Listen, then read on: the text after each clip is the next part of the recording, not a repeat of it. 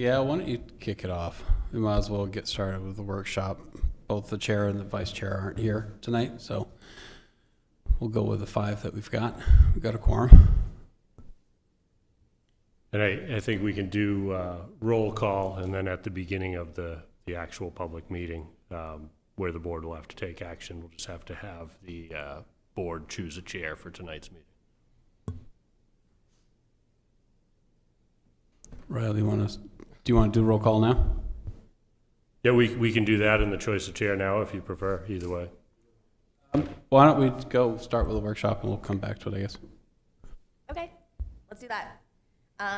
Workshop shouldn't take long. I'm not even sure we'll need the full 30 minutes. But first of all, last time we discussed LD 2003 and the possibilities for updating our ordinance. So we captured the board's questions and we do not have answers for them yet. We haven't got the legal counsel back at this point.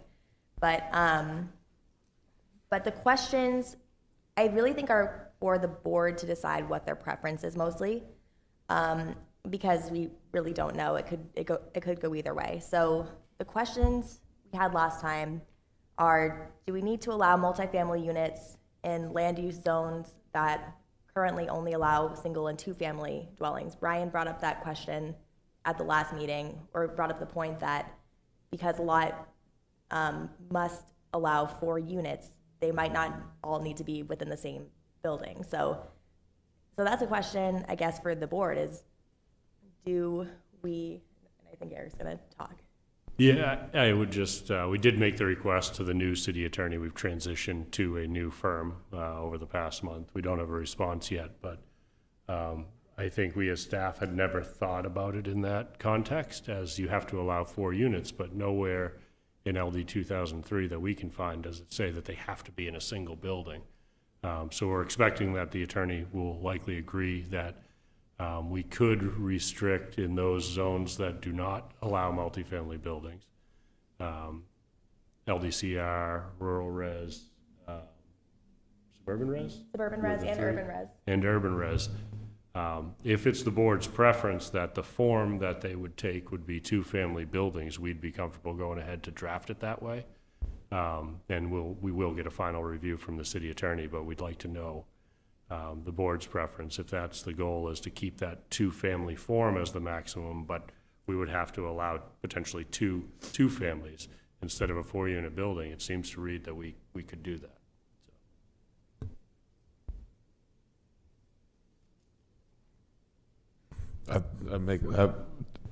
My opinion would be that makes sense, because that was the intent of the zones, or the original intent of the zone, putting that language in there. So I think that my preference would be that. And, obviously I'm the one that asked the question, but I would agree with that. One, because of the purpose of the zones and the ordinances, it doesn't seem to read to want to have that sort of housing in those zones. It talks about environmental quality, preservation, open character of the area, etc., in a lot of those zones in our ordinance, but also the allowance of the affordable housing multiplier and parking requirements would then be allowed in those areas, and we don't have the infrastructure in those areas to support that. So those are my primary 2 reasons for wanting to just keep it at 2-family in those zones, keep it the same. And when you come across a 2-family, you see them all the time. 2 families, maybe with the garage in between them. You see those in rural areas sometimes, so I don't see issue with that. I would concur with what's been said, but I do have a question. And it's a question that has been asked, but I don't think I've heard an answer yet. So we do have a property under one ownership. So even as we discuss here, maybe it could be 2 duplexes. So it stays for a while under the ownership of the original parcel. What happens when the original owner decides he doesn't want the second unit? Do we create a new parcel? I would say that depends on the lot size. The lot size still stands. So if the parcel's large enough to split it in 2, then I would say yes. If it's not, then it would need to remain as one parcel. Okay, and so I agree with the specific question before us, but following the same question, and, you know, I'm gonna go back to the difficulty that I have that we can allow an increased parcel size to accommodate additional structures or units, but we're not requiring any further road frontage. I still have an issue, so if we create on one parcel, say 4 individual units, which is allowed and actually called for, so again, one ownership, now you've got 4 structures. Do we create individual parcels because now we have 4, and as those are sold off, we're creating additional parcels and smaller parcels? I think we could reduce the parcel size eventually if we were to go through a zoning text amendment. Otherwise, I would say, someone asked me this the other day because they wanted to build another house on the parcel that only had room for barely one. So I told her that she could do that. She would maybe need to condominiumize the house, so she could rent it out. She could sell the house individually, but the land would need to stay as one in that situation. Yeah, any new lots created, which are split, let's say you had 2 individual single-family homes, in the urban residential zone, we have 100-foot frontage minimum. Any new lots created, even if they're existing homes, would have to meet our frontage standards. So they would know going into it, if that's what the rule is, and they could decide whether or not they wanted to have that configuration, but they could not split it unless they met all of the minimum lot size standards at the time that they proposed to split it. So this LD 2003, to me, is creating a situation in the future. We may have 4 units on a parcel that really can't be split. Absolutely, yep. It would be a 4-unit parcel. It couldn't be split if it didn't meet the standards to have 2 separate lots that met the frontage, lot size, setbacks. We have that now in some situations.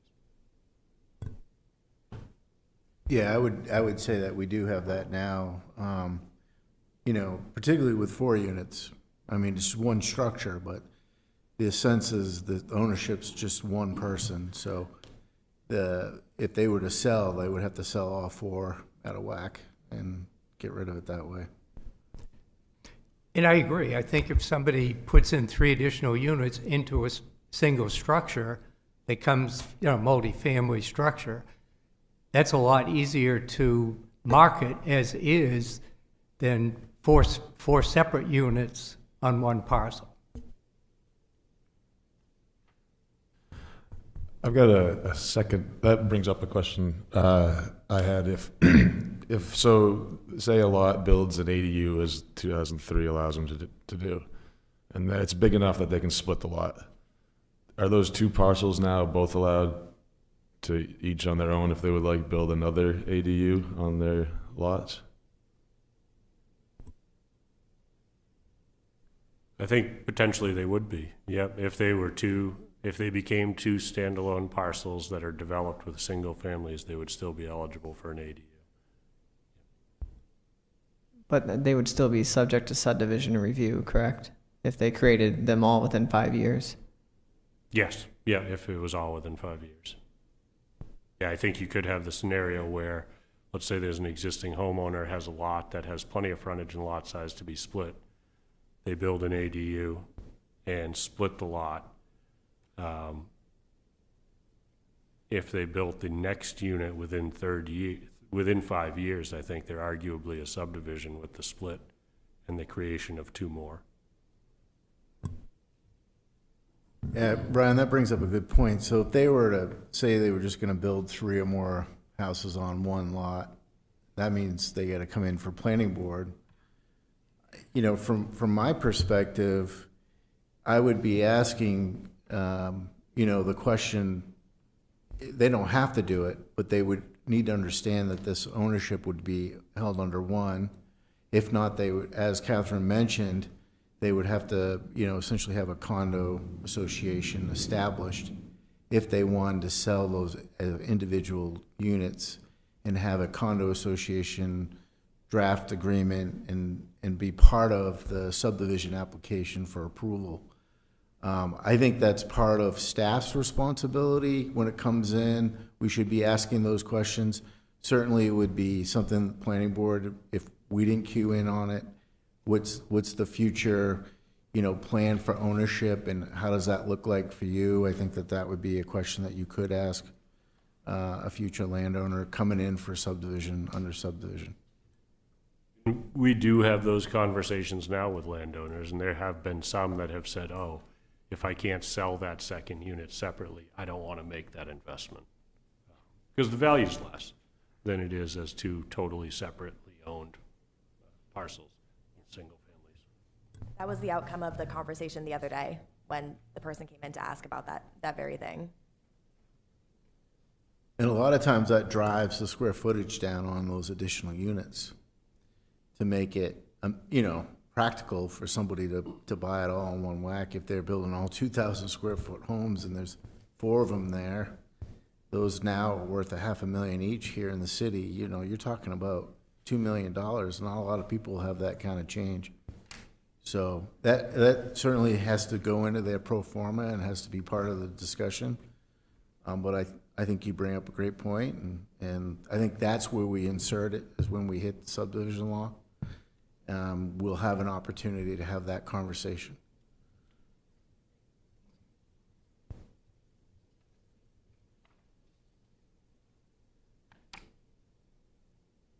So it sounds like there's consensus among the board members that are here then is to keep that form as 1 or 2 family homes in those 4 zoning districts. And we will get a final legal opinion, but the way that we read it, I think you can do that.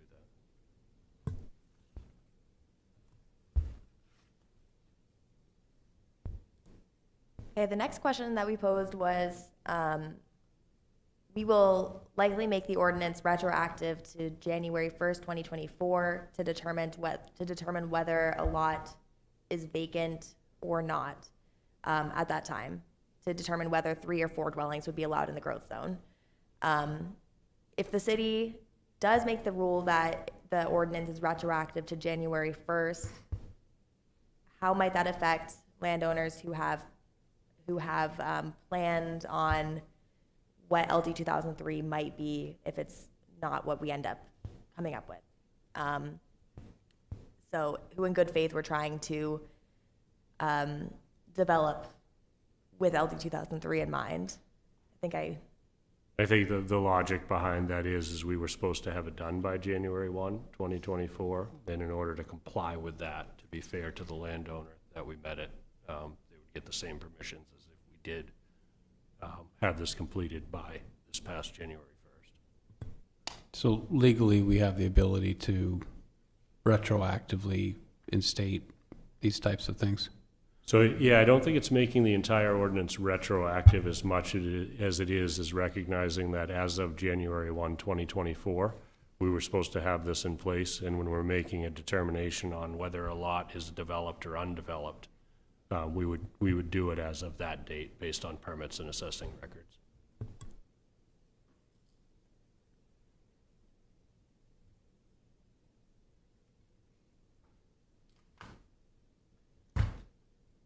And the last one, which is pretty simple, is how much do we need? Do we need to reference the state law, or will it be sufficient to call out our own ordinance when we're referring to LD 2003? Will that cover it if the law changes or is amended? We think that we don't need to have the reference in as many times as it is. I have just gone through and highlighted the areas that we were discussing, so we can see where they would appear, where these questions would appear in the ordinance. So I'm wondering if the board has a preference for how they would like to reference LD 2003. Is it the state law every time seems a little bit overkill? I'd agree. It's just a general rule of thumb of mine to not include that as much as possible, because then they change it. They change the number, they, change the rules, and then you're stuck with this reference, and you just got to go back and change it. So the less that we have of that in the ordinances, I think the better. So I would be in favor of excluding it where it's not necessary. That's staff's recommendation. Yeah, I guess I would agree with Ryan. I guess my question is there any part early on where like a single reference to it would be applicable, and therefore basically if you had to make a change, you'd make it once if for some reason they made the change? Or Yeah, we'll look at where that would be in drafting it, and we'll minimize then the number of times it's referenced.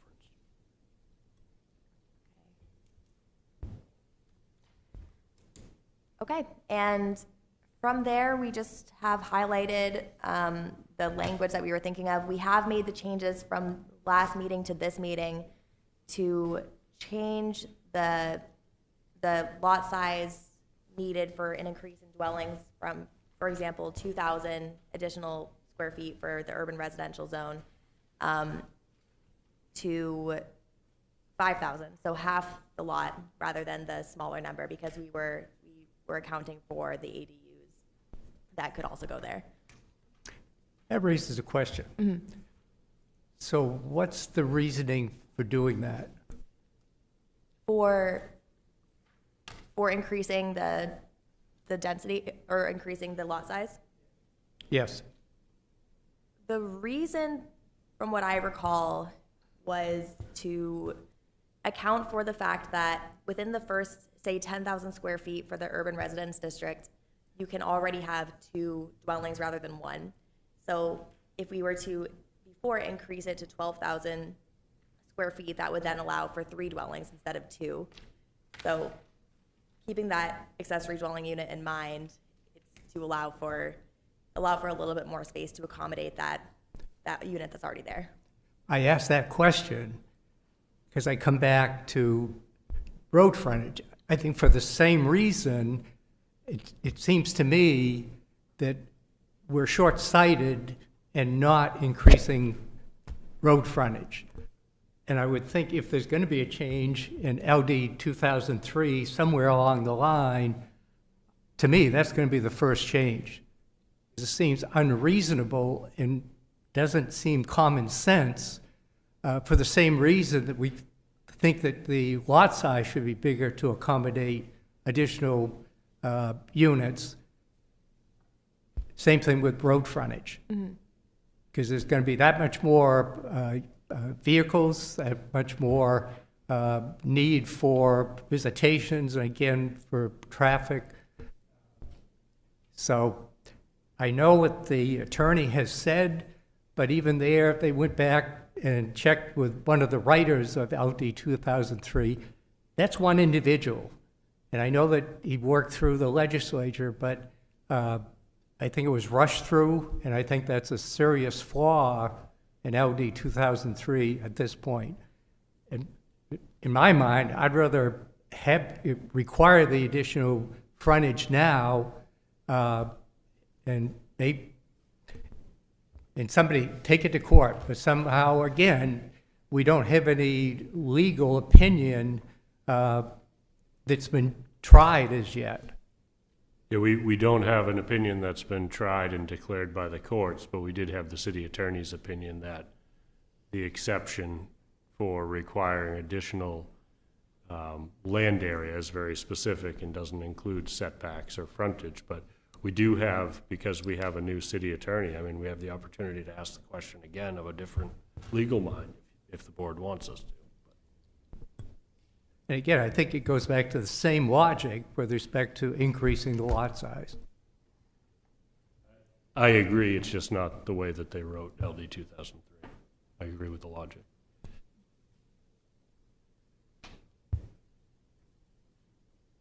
So with the way the ordinances are written now, if there was a second principal use on the parcel, so let's say like a business, would they be required to then have the additional road frontage? No, no.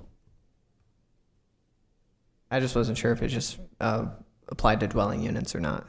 That was. Yeah, none of our other zones require additional frontage for additional units or other uses like businesses, just the lot size and lot coverage standards that would apply.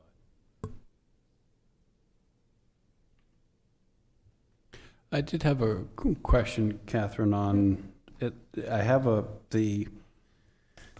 the packet on May 14th that I think we ultimately got to later in the month, and then the one that came out for us to review today. There are differences, and I guess I'm curious as to why. So, for example, in section 60-34, buildings per lot, there was a number 4. And in the new version of 60-34 buildings per lot, there's a 3, but not a 4. So I'm trying to balance the two, because I noticed in some other spots there were things seemed to be in one but not the other, and vice versa. So I just want to make sure we didn't lose anything along the way. I guess I'm not sure, can't see what you're seeing. So I had in section 60.34 buildings per lot, I had a number 4 initially that said a lot in the growth area is delineated in the future land use map and the most recent comprehensive plan, blah, Yep. blah, blah, blah. But on page 1 of 81, also section 60.34, there is number 3 in red is there that says 4 dwelling units may be constructed, but there's an and at the end of 3, which I'm guessing is probably just a cutover of where you removed the reference to the state statute, but there isn't a number 4. That I will admit, I don't know why that is. And you're saying that difference is in the version that was on the May planning board agenda? Yes, the May Planning Board agenda has things that are in it or not in it different than the newest version, so. And you're talking about just the text itself, not the staff report? Correct, the text Okay. itself. Okay.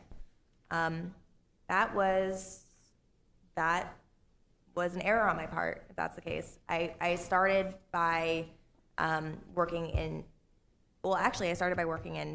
here, and then I must have just missed it. So that's on me. We can look back to the Yeah. May agenda, though, and try to Okay. ID that. Were there any other sections Yeah, like that? Because we did make some changes based on Yep. the Okay, board's feedback right. from the last meeting. That Six- one was not supposed to be one of them, though, so. Yeah, and 60-52, right after that, actually take that back, 60-53, where there's obviously there's that table. The very last row of the table for the Taylor Pod watershed had blue text in it in the May 18th that says, after the word first unit, it says to include with the with struck out. But yet in the new version, the with is still there and the to include is not there.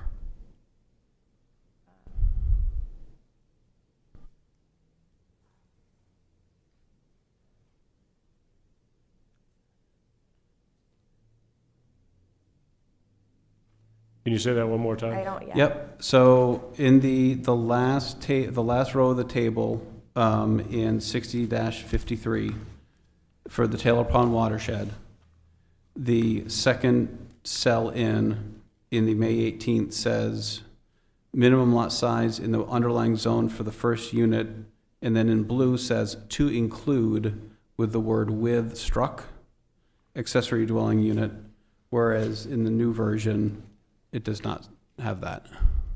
And the word with is really unnecessary, I think, in that sentence. Right, but, yeah, right, and the current one doesn't have the word to include. Does it say to include? The current one I take. looks like it right. has to Oh, include. Yeah, I wonder if we're looking in the wrong section. Hold on a minute. I see the word to include without the word with in the current one. And I may have been correcting. No, on page 8 of 81 in the new packet. I put there's the ordinance text, and then there's the staff report, and I think what I intended was the staff report to summarize it, and I must have missed, it was likely a few clerical things that made that mistake, so we can decide which one we'd prefer to have. So for the public hearing, we get it. Perfect. Okay, yeah, just make sure that they're aligned, I guess. Yeah, it seems like the word "with" is not necessary in that, and we'll make sure that's consistent across the staff report and any text version that's in front of you for Thank you. hearing. What's the next scheduled, the next schedule or agenda item that we're gonna have involving this text amendment? Do we have time to ask the city attorney the question that we had, or? Yes, yeah, we're still planning on getting those answers. We've already asked.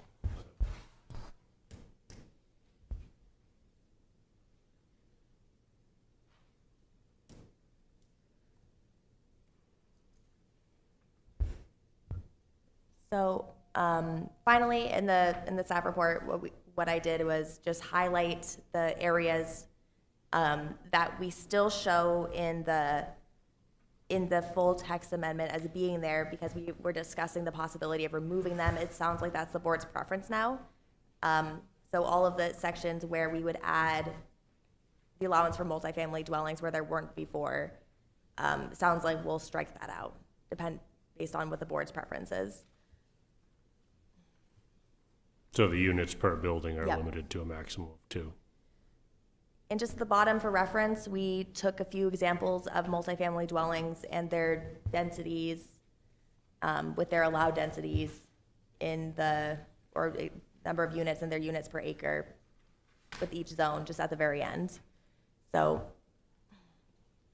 in case we were considering multifamily units and just thinking about what density looks like, you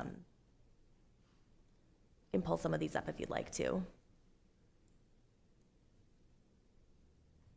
We had some really significant densities on some of I think one of the projects that was mentioned was the 48 Hampshire Street one. Yep. And I think they achieved that density because of the zone. The T52 doesn't have a maximum density. And they also, if they were trying to develop that lot with parking on site, I think they would have been further limited and not been able to, but they developed off-site parking to support the development of that building nearby.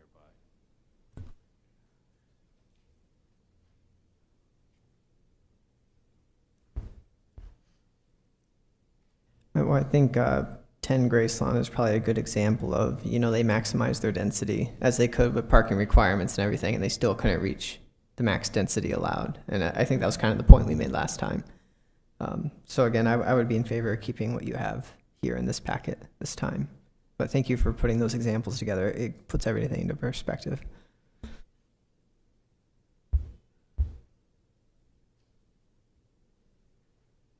I think you've given us what we need to firm up a draft, make sure we get the city attorney's review, and then bring it back to the board. I do have one more additional piece I gave you guys, the definition. This wasn't in the packet. Unfortunately, it was left out, but I do want to bring it to the board's attention. Section 60-2 under the definition. This is something that we run into quite a bit, particularly in the form-based code with garages on these smaller lots. People want to convert those to essentially an additional unit. And we're looking to kind of, in the spirit of LD 2003, we're kind of looking to strike uninhabitable under the definition of accessory structures. So those accessory structures won't have to necessarily, because if it's a habitable building, then we've got to go back to that kind of a real strict, setback requirement particularly under the form-based code, where a lot of this stuff wouldn't necessarily fit, or they wouldn't be able to do it. So it doesn't change the landscape much. It just gives the folks ability to put an additional unit on their home. This, to me, has been the biggest need that I've seen in the city. People coming in and saying, I want to convert my garage or put an apartment on top of my garage. And it falls under the form-based code, and unfortunately, we have to turn them away. Or they demo the structure and they bring the garage up in front of to the road. But we've asked people to do this. I haven't seen anybody move in that direction yet. So I just, we thought this would be a good time to insert that language. It wasn't introduced before, but we'd like to introduce it now. John, I'm assuming that by striking uninhabited, you're going to change the "and" to an "a." Yes. And am I right in saying that a swimming pool counts as an ADU? How, how is that? Well, it counts as an accessory structure. So under the Interesting. definition of accessory structure, uninhabitable buildings aren't included in that. We have a term, accessory structure, under the form-based code, and we don't have a definition in the form-based code. We essentially go back to this definition, and that kicks us out of the ability to put a bench, essentially an apartment. It could be an attached garage or unattached garage, rather, is where it mostly works. But it just doesn't work in that zone. So if someone had a swimming pool and it's an accessory structure, they would fill it in and put an accessory building on, I guess I'm still trying to So- figure out how we get from a physical, I'm living in something from a swimming pool. Accessory structure is a broader, more inclusive list of uses that include sheds and swimming pools. What we're suggesting is that if you have an accessory structure that's conducive to being converted, a pool is not, but a garage or other outbuilding, that we would allow it to become a habitable building rather than restricting it from being habitable. I think this term applies to building, not necessarily a pool or something other than what's mentioned. So I have a question. It says at least 5 feet in distance from the principal building. So an attached garage wouldn't meet this definition, correct? Am I reading that correctly? And it would be part of the principal structure too if it was attached. It Okay. wouldn't be an accessory structure.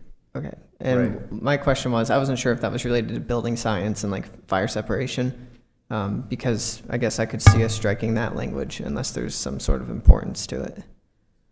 The 5 feet does require a separation if it's habitable space. I think in some cases it may be as little as 3 in the building code. You may know that off the top Yeah, of your head. too. it depends on your use, I guess. But I was asking because if that was the reason it was there, there's no reason why we can't just strike that language too and then take care of that at plan review with fire separation. That was the thought process behind my statement. But if you guys just want to leave the at least 5 feet in distance, then we can just leave it. I just didn't know if it caused any issues. We Yeah, could- We could run it by the building inspector too to make sure that if there is a separation requirement for accessory and building code, that it matches if it's different than 5. yeah, it's driven on use, like you said, so we just to play it safe, it's 5 feet. The setbacks are 5 feet, so it's kind of a uniform measurement, I guess. Makes it easier. All right, thanks. Just a question. This is in part because the maximum setback is 15 feet, so garages sometimes are further back, so we're accommodating that. That's exactly correct. I just, again, I find it difficult in a time when, you know, we need more space from the street to a structure, that, again, we've gone to a max of 15 feet setback versus before, I think it could be 25 or more. I'm still bothered by that reduction requiring a max of 15 feet setback.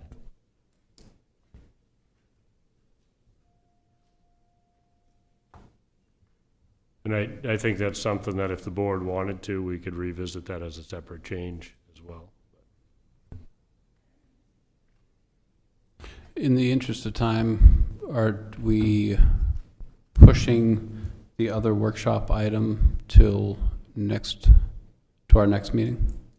Or are we something we can push through, given that we've got public here for the 6 o'clock? Or do we continue the workshop after our regular meeting?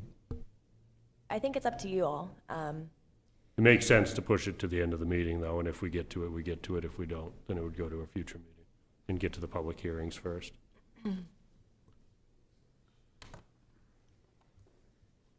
And for the public's information, we have 5 board members here tonight.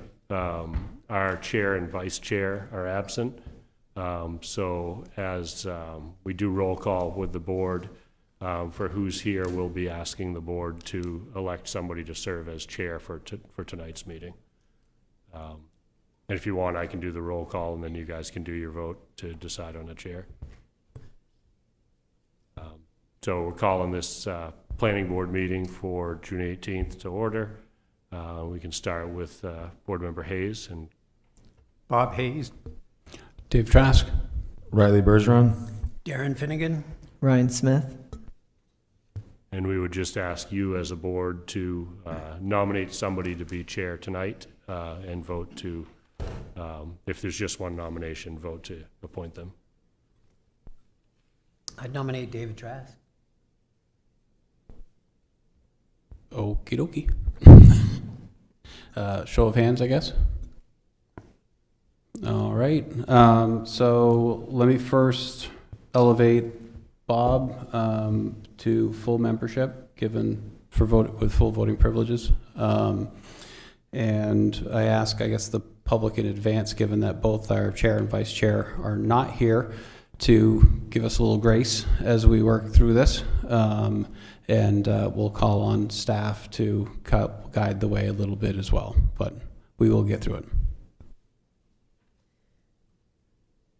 So first order tonight, I guess, would be minutes. Anybody have any corrections?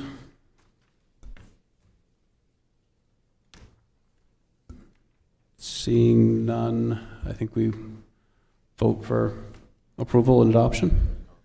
I'd move acceptance. Do I have a second? Second. Show of hands. All righty.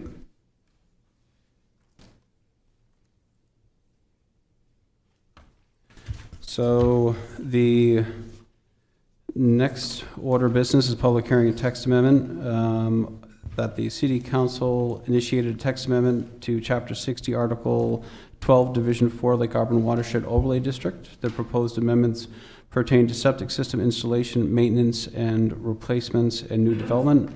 This amendment is pursuant to chapter 60, article 17, division 2, amendment to the zoning ordinance or zoning map.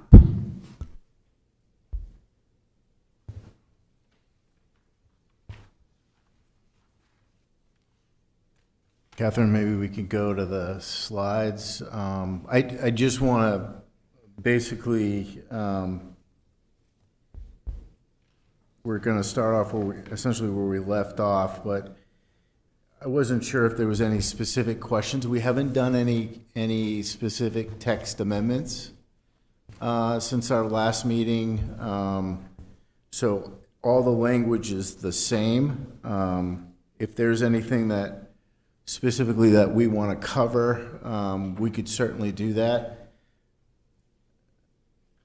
But I leave it with the board at this time to kind of usher this piece through.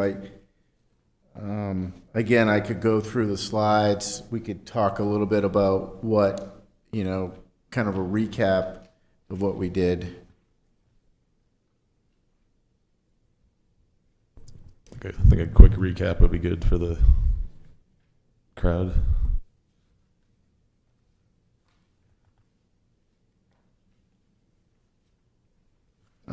Essentially, a recap is identifying some of the definitions with the planning and permitting and code department, just straightening out that language.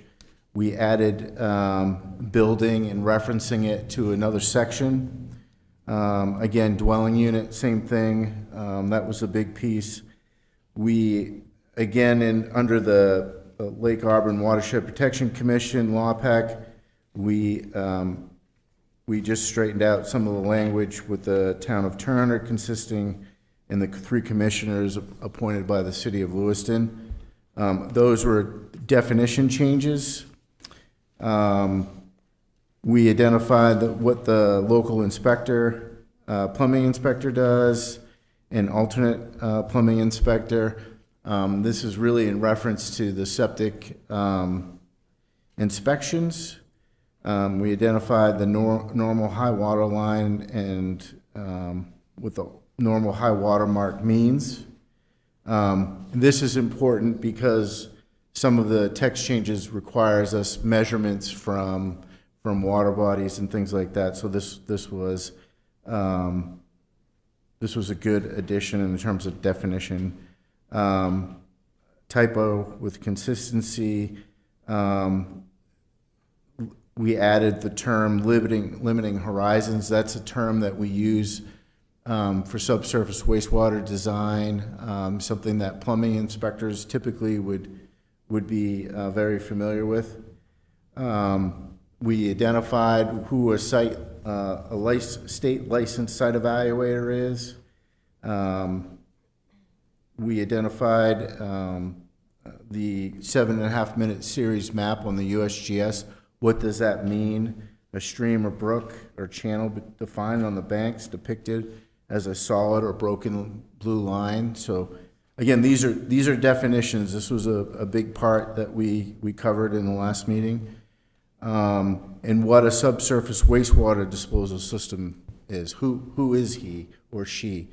As you know, we're rolling out, in this part of these edits, we're rolling out an inspection program. So the inspector is not necessarily a licensed plumbing inspector and not necessarily a site evaluator. So we had to identify those folks. And there's certain certifications from the state as well for those folks. Then we went into the environmental regulations for subsurface wastewater disposal systems. And here you'll see section 1 is added. We're going to come at a later date and introduce section 2, which will be part of the ag changes. But we're doing that separately. So we added that section, section 1. And then we added, when does a private subsurface wastewater disposal system be installed? So that's any new building or any existing building with which there's any addition or alteration that requires it under the state rules under Chapter 241. So, and that adds the latest language to Chapter 241. That was a big change there in the environmental regulations. I guess before I go any further, I covered a lot under the definitions. Is there a question under the definitions?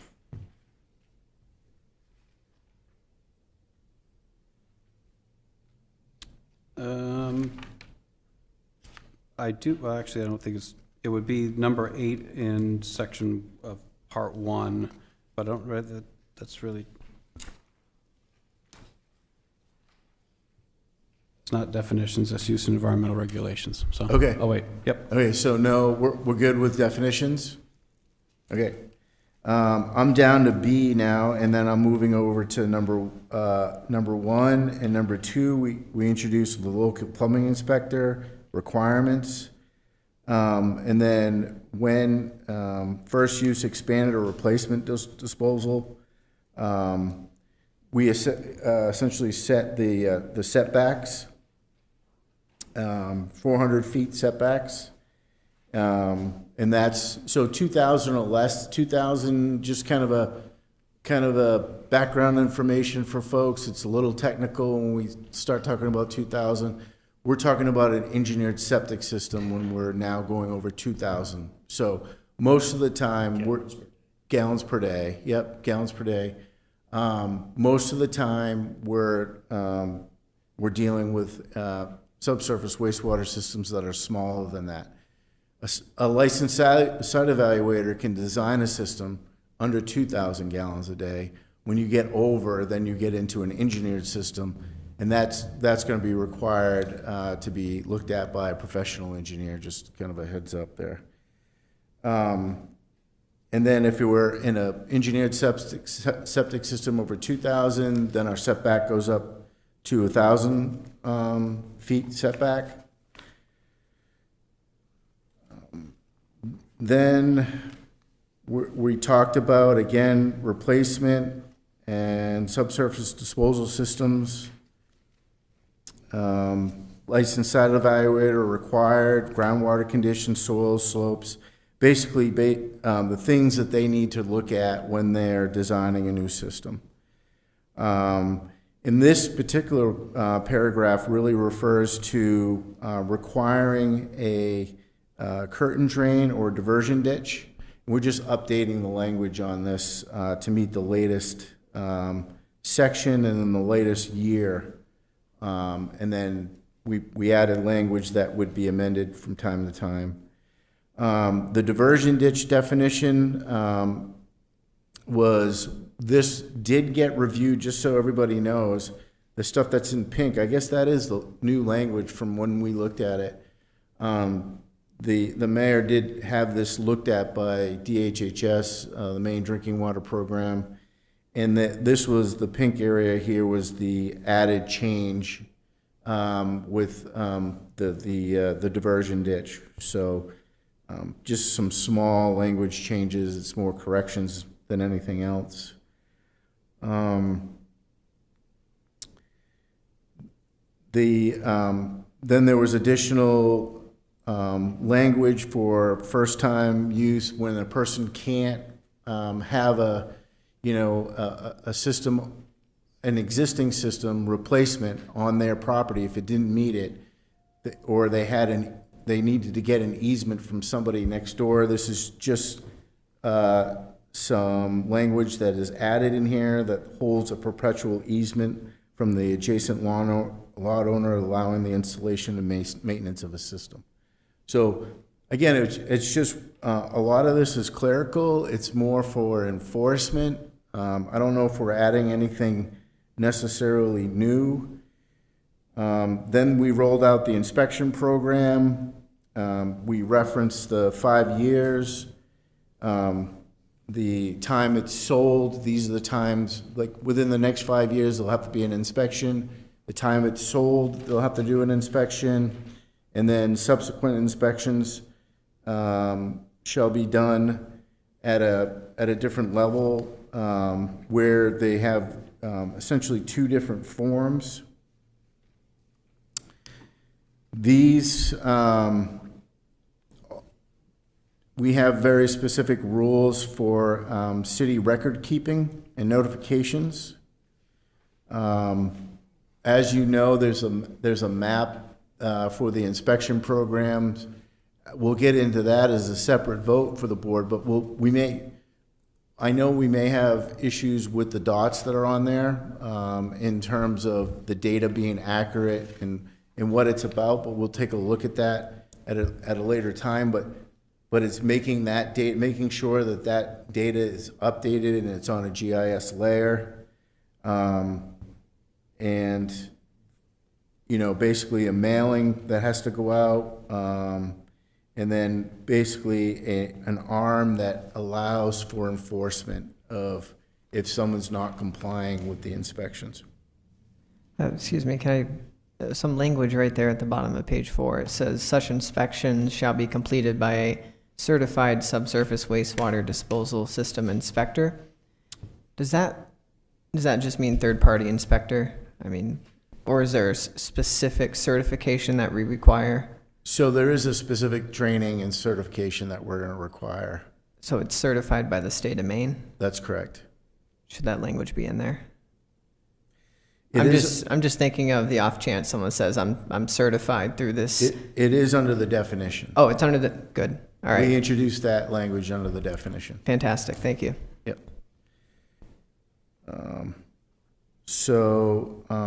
Then we had an alternative design for replacement subsurface wastewater disposal system. There's a whole process for that,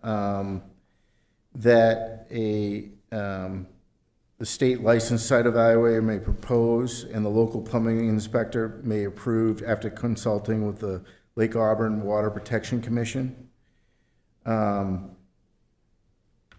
So the alternative subsurface wastewater design that does not meet the requirements of the section in the latest version of the main subsurface wastewater disposal rules, 241, but meets the requirements as much as possible. And for those requirements must be includes design elements that maximizes the efficiency of the treatment of the wastewater. So I guess what that means is that we got to meet, no matter what, there's a variance process under Chapter 241. At a bare minimum, they've got to still meet that. They still need to meet the state requirement. But as the inspector looks at it, the licensed plumbing inspector, and as the water district looks at it, the commission, the protection commission, in conjunction with them, we can assign, say, more soil, more horizontal separation. A lot of times we think about, if you think about constructing a subsurface system and you have a small lot, you always worry about fill extensions, right? So that's something that we might look at where our fill extension is coming onto somebody else's property. So that makes the design very restrictive in that particular case. But if we have a foot or two and we can go another 6 inches of good material, of good treatment material, we're going to add that. So this allows for those circumstances where, as we look at the watershed, this allows some flexibility for our LPI and the Watershed Protection Commission to use some common sense, but apply as much as the ordinance as we can to come up with a more robust system for existing home replacements. Yep.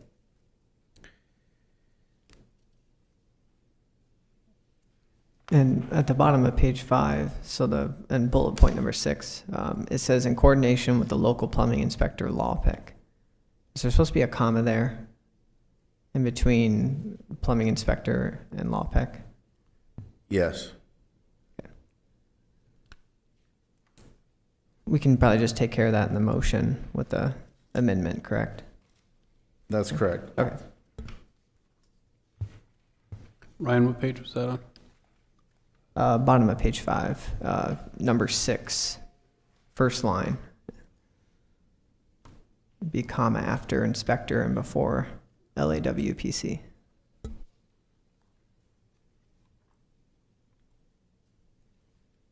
I also have it on the screen, highlighted.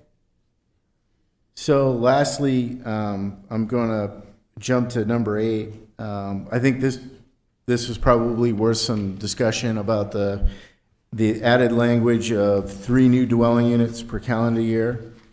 So we did add that language, but part of that is that we, in this particular, the way that we wrote all of this is that we still allow ADUs in this particular case. And that we will be on the hook, I say we, the planning department will be on the hook to report back to the planning board in a yearly basis to see how much development we've had, what are the impacts, touching base with LawPAC, seeing what the water quality, if the water quality is being impacted, how many homes actually applied, and then how many homes actually get built. It'll be our requirement to report back to the board for this, and it's in the ordinance. So this would be something that the planning board would hear from us on a yearly basis now. The language that's suggested here is no more than 3 units, and it doesn't matter if it's an ADU or a regular home. And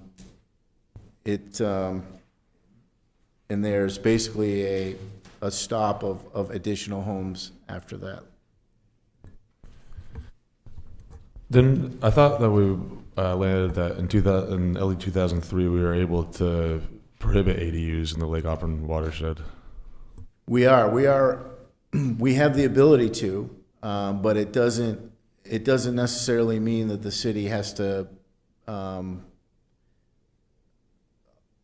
doesn't have to necessarily allow the provision of the ordinance. So it gives the flexibility of it. We don't have to allow the ADU, but we can allow it. It doesn't restrict us from doing it, but it does say that we could restrict from doing it. And there was an environmental logic to that too. There was a lot of discussion at the committee level on that. So after they sort of arrived at, 3 per year is a really slow release. That could be, we could look at the environmental data from LAPEC, the water quality monitoring. We could know where the new units were, and we could react to that in a sort of a slow release over time. And then I think once they were comfortable with that number of units, the discussion around ADUs was that an ADU logically could have less environmental impact, and it was a way to require an existing septic system to be brought up to current standards if they were to create an ADU within an existing building or a small house ADU on an existing lot. So there were two pieces. One, it used up one of the allowed 3, but the idea was that quite often the ADU is using up one of those allowed 3 with an impact that is less than a standalone clearing new lot for a new single-family home. And also was requiring an upgrade and potentially phosphorus treatments if they expanded the footprint for an existing home. So it could actually better the environmental situation and use one of the allowed 3. Yeah, it was the environmental piece of the phosphorus to get on somebody's property that you would not necessarily ever get on. And if they wanted to move forward with the ADU, to be able to implement phosphorus control, permanent BMPs on a lot, I thought that was a win. Yeah, I appreciate that we'd be able to update the septic systems, but I thought that going back to the FB environmental study, that one of the conclusions that there's no benefit to any development within the Lake Auburn watershed. And that's why I thought preventing ADUs in the watershed overlay was a thing we would want to try to do. Yeah, there was a lot of discussion around that. I think where they landed was around the idea that if there are 3 allowed, using one of those up for an ADU may actually be an environmental benefit if you're triggering the new septic system to the new standard and the new phosphorus controls for that lot, rather than encouraging somebody to split off a lot and create build a separate unit. And we did pull the numbers, I think we talked about that last month, for the number of new dwelling units in the Lake Auburn watershed. And we permitted over the past 5 years, I think it was 0.4 dwelling units. Only 0.2 dwelling units per year were actually built over the last 5 years. There was 2 permits, only one of them got built. We're still at a number that is more than what we've seen for demand. But we have a limited, smaller number of lots that are developable now as well as new standalone lots.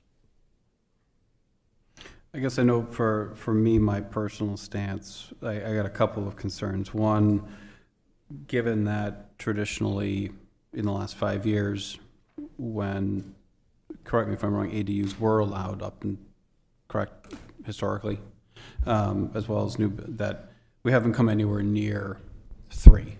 So to me, it's a very arbitrary number. I also am concerned that by setting a specific number, it has the potential to create a false scarcity effect where people are going to feel that, oh, I need to get my 3. If I'm going to potentially do something, that's going to suddenly make that value go up, which over time is going to potentially, studies have shown, has increased land in that area. So in general, even if you still just have your house, the land portion potentially in the watershed could be elevated falsely because of that false restriction, which could result in higher taxes for those people. So not that I'm worried. I mean, to me, I'm not worried about taxes necessarily as part of the planning board, but certainly it's something that I think about. I'm also concerned with, and I think, John, this has been mentioned to you before, a state statute, it looks like under Title 30-A, with a rate of growth ordinance, which states that we can enact a rate of growth ordinance, which needs to be reviewed at least every 3 years, which we're accounting for here. But it says that not including permits for affordable housing, it needs to be 105% or more of the mean number of permits issued for new residential dwellings within the municipality during the 10 years immediate prior to the year in which the number is calculated. So if we're looking at how many permits the municipality issued, it's a lot more than 3. And I know we asked if legal reviewed that part, but I find it hard to read the language that it says within the municipality. It does not say within a particular zone of the municipality.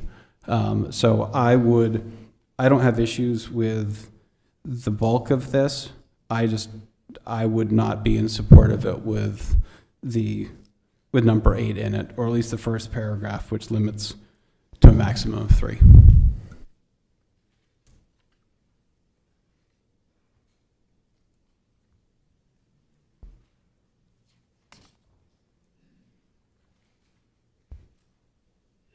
Sorry to derail that a little bit. Any other comment or any more comments for staff for us before, or staff, do you have any more in this particular section before we open public comment? No, just that you could, that number could be amended, with a board vote, and, recommendation of other than 3 could go to council. I mean, that is an option.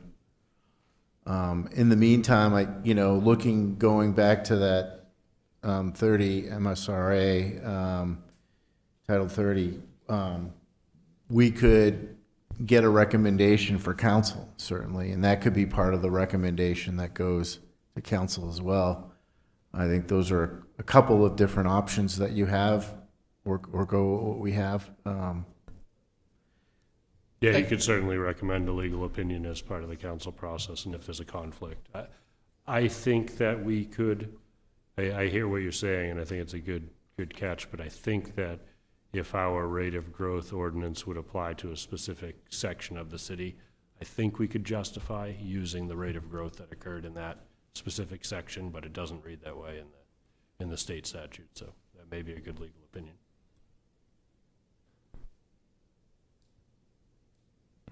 Yeah, I'd say if we could ask the city lawyer about that too, because I actually would like the restriction, but I wouldn't want to run astray of this if it's a state regulation that. Do we have, I guess the question then is, do we have the ability to postpone until we get that legal opinion, or do we actually have to provide a recommendation with a bunch of potential little caveats to it? Yeah, I think that you are beyond the timeline that's required for the board, and that's partly because we had these election conflicts and we delayed this meeting. So my recommendation would be to give the council a recommendation with any conditions or edits that you suggest. No, I actually wouldn't be against removing the highlighted part and just leaving the last 2 paragraphs of this section. So if we wanted as a part of the motion to add that comma on page 5 and then remove those 2 lines right there, I would be in favor of that. With, of course, revisiting it if we have to, but even with a legal opinion that says yes, if we've been doing 0.2 units per year, I don't see this being an issue. And even if there's a year where we have 4, you'll be coming back to us anyways with water quality information. So as long as the rest of that paragraph stays, I'm comfortable with it. Yeah, Ryan, I am as well. And I guess to me, the challenge is always, the watershed has, the water quality has not been as strong over the last couple of years, but yet we've only had 0.2. Is it related to the 0.2? Is it related to upstream other things? I mean, to me, I find it's a hard pill to swallow to say that the 0.2 has had the bulk of the impact in the water quality, and that it's a lot of other things that have a lot more visibility, a lot more impact to phosphorus than the 0.2. So.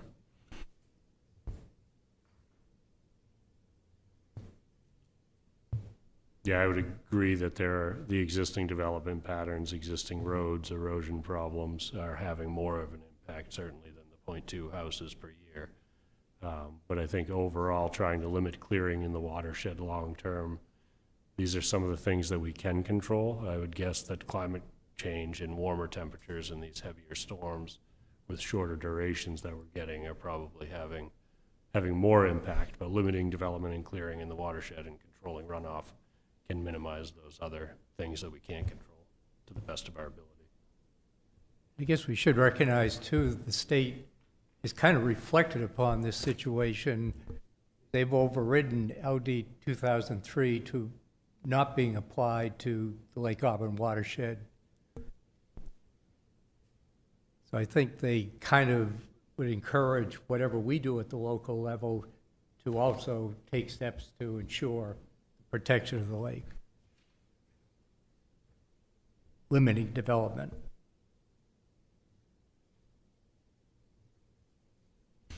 Any other comments before I seek a motion to open public comment? If I could, John, you said there's a definition for certified inspector. I think I missed it. What definition is that a part of at the beginning of this? So it's the last subsurface wastewater disposal system inspector, means a person who holds a current certified issued by the Maine Department. It's on page 3 Oh, got on the it. top. I thought definitions ended at 2, so that's why I missed it. I was looking for it to start with C, but that No makes wor- sense. No worries. That makes sense. Thank you. That's all I have. My thing's more of a procedural thing. I guess we could address in discussions about how we would make a recommendation with it, because we'd either recommend this and then amend it, doing a vote on an amendment to remove those lines afterwards, or would you? Yeah, let's get the public comment, and then we can figure out how we want to provide what the recommendation is. In that case, I seek a motion to open public comment. So moved. Second? Second. All right, all in favor? All right, at this point, we'll open public comment. Please come to the podium, state your name and your home address, and please limit your comments to 5 minutes.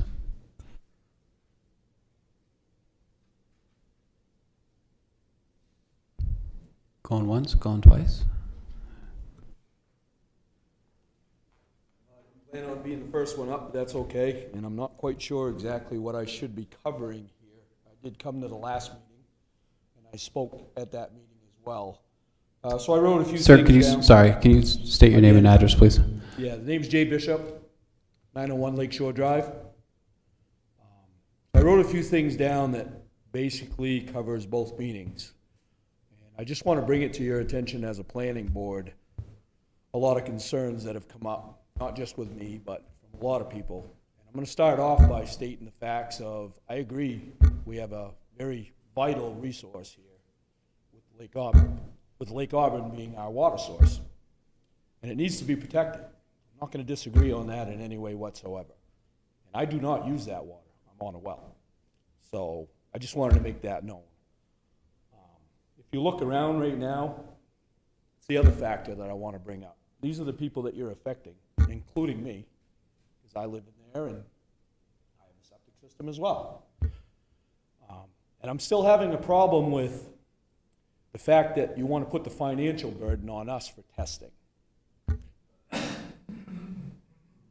that could become expensive for a lot of us. A lot of us, some of us here are living on a limited income, some of us aren't. I'm not currently, but I'm getting close to that.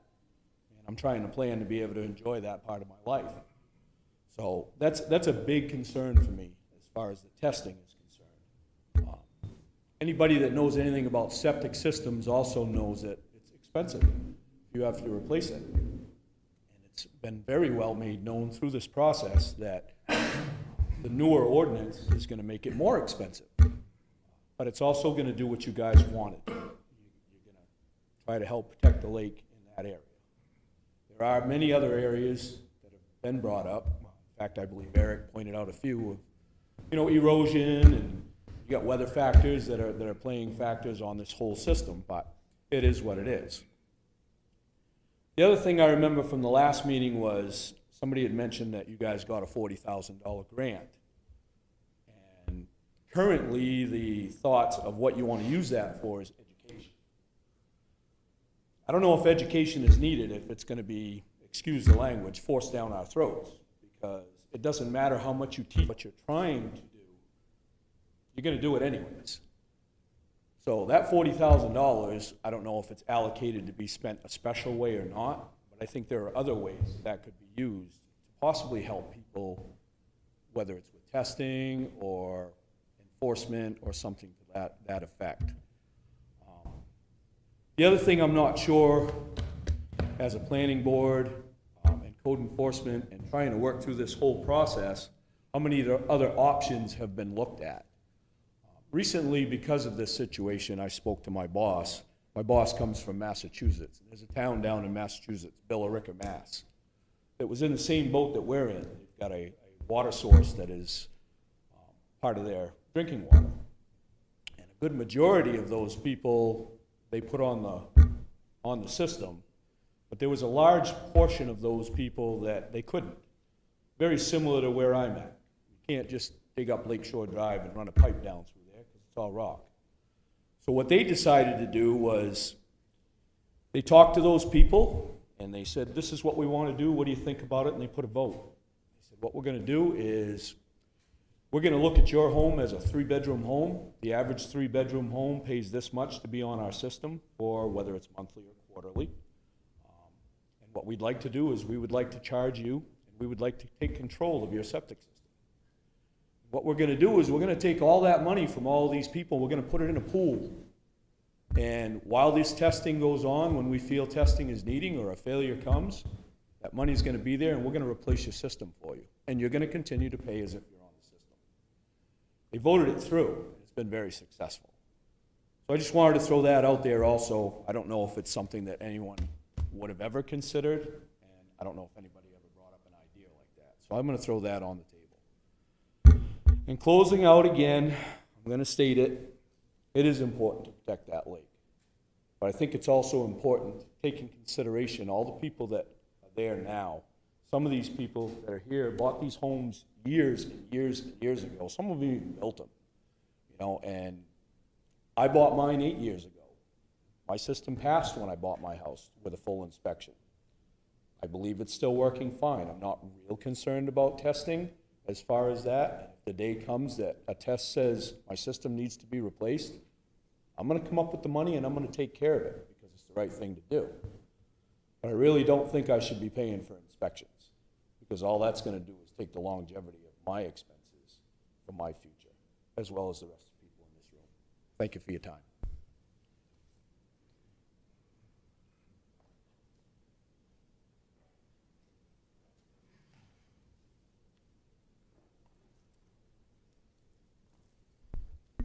Hi, I'm Camille Parrish, 42 Lake Street. I'm a ratepayer and I don't live in the watershed and have a septic system, but I do sit on as a commissioner of the Lake Auburn Watershed Protection Commission, and I keep that in the back of my mind as I'm sitting through these public hearings. And I just wanted to say a couple of things.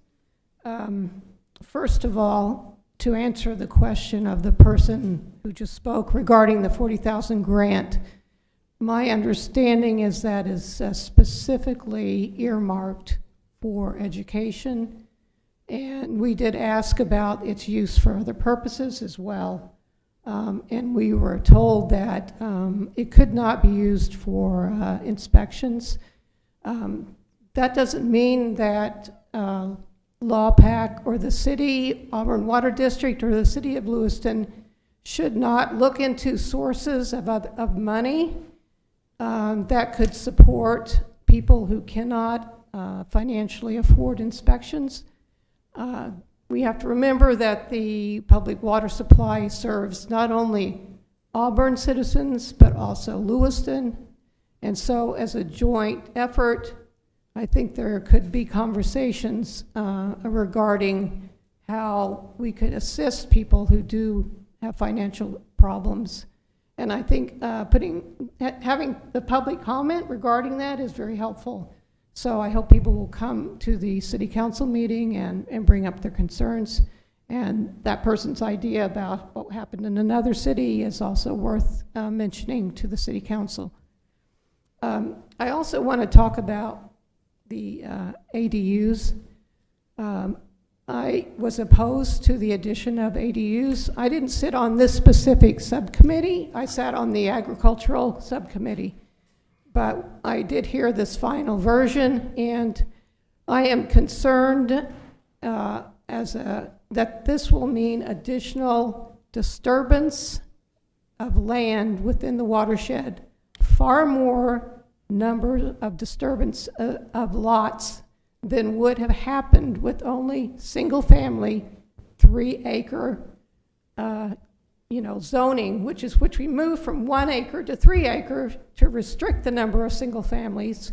And now we've decided to add all these ADU possibilities. And so I have the concern that I think Riley and Bob Hayes mentioned, that there was an effort in the state to limit Auburn's necessity to adhere to LD 2003. That went forward. Sorry, I'm hoarse today. But I am still concerned about, even though there are environmental efficiencies and things in place in terms of phosphorus, upgrading the septic system for the ADUs when they're constructed, I still think it's a concern that I think a conservative approach within our drinking water supply is the most important thing in the future for the city. It's already at the tipping point, our lake is, in terms of climate change and the current inputs to the lake. And we're adding additional stress to the system from whatever source. LawPac is trying to deal with the current problems. And I think trying to minimize any additional problems is of utmost importance. Thank you for your time.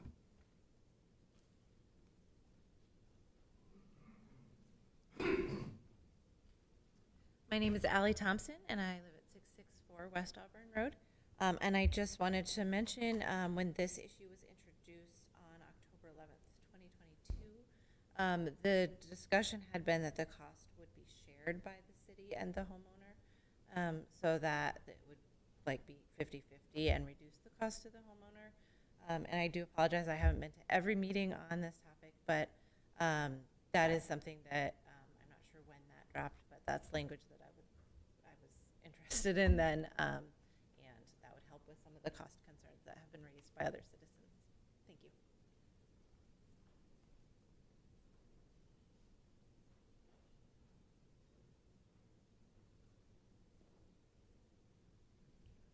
Good evening. My name is Michael Lett. I live at 242 West Auburn Road. Listening to this septic system, we are very proactive with ours. We couldn't find any details for our system when we bought the home because it's supposed to be at the state level and all that stuff. They only go back so many years. Our home was built in '77. We did our research. We installed an AeroScreen, which is a modification to a septic system that you introduce instead of a closed dark system. like a fish tank, where it creates air inside the unit. This particular enzymes or whatever that happens to dissolve and get rid of the waste, it's attracted to biomass. And if you do any research, the drainage system for a septic system fills up with biomass, and it doesn't work as efficiently as over years it builds up. Can't do any, that's why you have to change your septic. We've introduced this product. It was like a $1,200 gig to put it in. Anybody can do it, and our system works great. We are very proactive. We empty our septic system like 1-2 years. It's only 2 of us there. As we have it drained, the guy who drains it does the inspection at the same time. Now, I don't see where recently we had our taxes go up for no reason. They said the value of your home has gone up. Well, the value of a home is only valued as much as someone's willing to pay it. Now, if someone has unlimited money, that's great. But our taxes have gone up $400 annually. And then it's going to go up again because we're going to have it reassessed. Now, you want me to pay the extra taxes. I don't pay for sewer. I don't pay for water. All that stuff is maintained at my house. But my taxes go up. Now, you want to turn around and charge me to have my septic inspected. Are you going to give any money towards that? If a septic system has to be taken out, that's like 15 grand. I think that when you start going around and asking people to take money when they're already rubbing 2 pennies together because of the situation with the economy, as well as taxes going up, it's pretty hard pressed to think that I'm going to have to drop 15 grand, and depending who I have come over and inspect my septic system will determine that. How many times do I have to do it? How often do I have to do it? And who pays for all this? It already takes, $400 to clean out your septic system. I think that you guys have to think about what's going on, research what's happening, and find a solution for the taxpayers of this city. Can't just drop 15 grand. That is a financial burden to a lot of people. And I think that you should readdress this. Figure out from our new taxes how much money you're going to allot. It's not the whole city. You're talking about hundreds of septic systems. I think that you should put on your thinking caps and review it, trying to find alternatives, and not put it back on the taxpayer for you want to change the zoning or save the lake, when we've been discussing a development over by the sand pit that was 1,100 units. It just doesn't make sense where you're allowing something to happen. And then we have to go and take care of our property, which we do, and we're very aware of the lake. I'm a fisherman. I enjoy the lake, spend time there, but you really have to put on your thinking caps and figure out how someone is going to replace one of these septic systems on their property.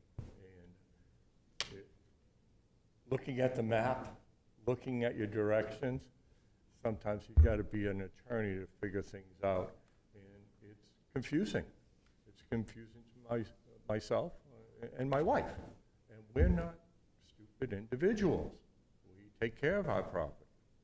So I think that we need to figure out, first of all, 40 grand ain't gonna do squat for what you're suggesting. I mean, we do grants for $50,000 to build sheds down in the middle of the city that now is moved over by the Firehouse Restaurant.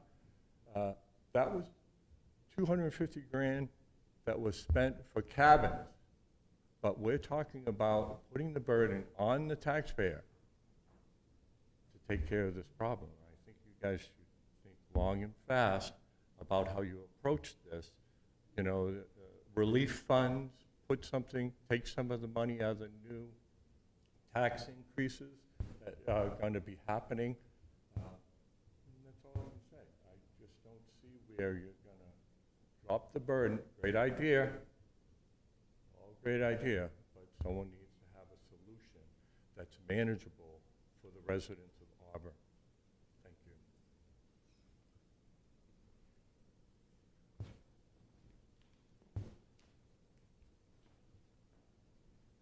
My name is Barry Fraser. I live in East Auburn. I live 200 to 300 feet from the lake.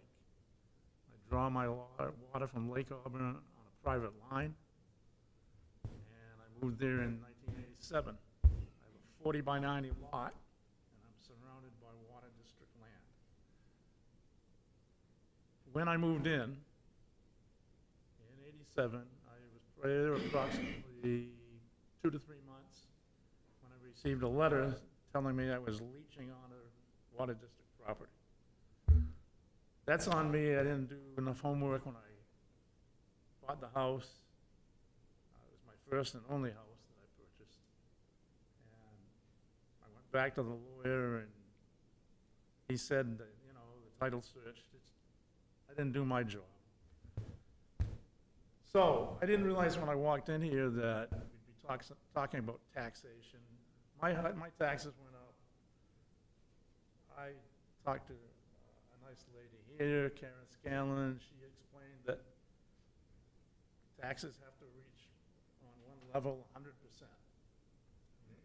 It's going to happen one way or another. We either pay more taxes or we lose some payback from homeowners, the Homestead Act. Now, my septic system that I had to put in, I had to go back to the bank and the city, borrow approximately $9,000 to put in a system approved by, I had a guy who the city would work with. He did a nice job. He designed a system, 24 chambers, concrete chambers at the time, 10 of them heavy duty because I was using it as a driveway. I no longer do.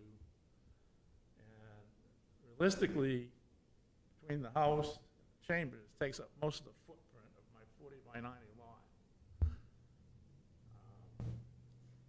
I think a lot of I haven't heard anything or read anything about us paying for the testing.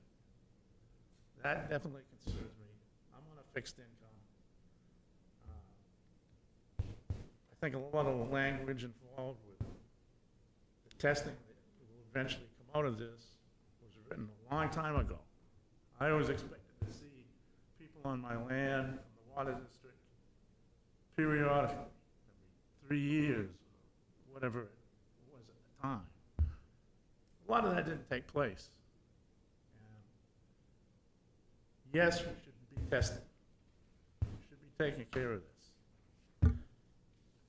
So a lot of this is a knee-jerk reaction to the proposed building on one side of the lake, one corner of the lake, not far from me. Nobody ever said anything when the technical school expanded 6 times. And I'm sure they've done it right. They got a nice big field down and back, but it's close to the lake. If they do anything with me, my wife died 5 years ago, and I live alone, so we've got a system that's way oversized for me. But if somebody comes and asks me for money to test it, that's going a little overboard. And I do not believe that the people that live directly on or indirectly or close to the lake should be bearing this burden. Because this never would have come up if Gendron didn't want to build, the mayor didn't want to build 400 units, 600 units, whatever the hell it was. The test, the quality of the lake may be slipping a little bit, but there's a lot of reasons for that. I think runoff is a huge reason. People that live around the lake are certainly not putting phosphates in there. That's an easy thing to avoid. And the test numbers haven't slipped far enough so that the elephant in the building a filtration system, which I certainly know, and a lot of us know, that we could have built for $5 million in 1995. I don't think there's that much cause for concern. It wasn't there in the first place. So the testing should take place on somebody else's wallet, not the citizens. Whether you're in West Auburn or close to the lake like I am. And, I guess that's all I got to say.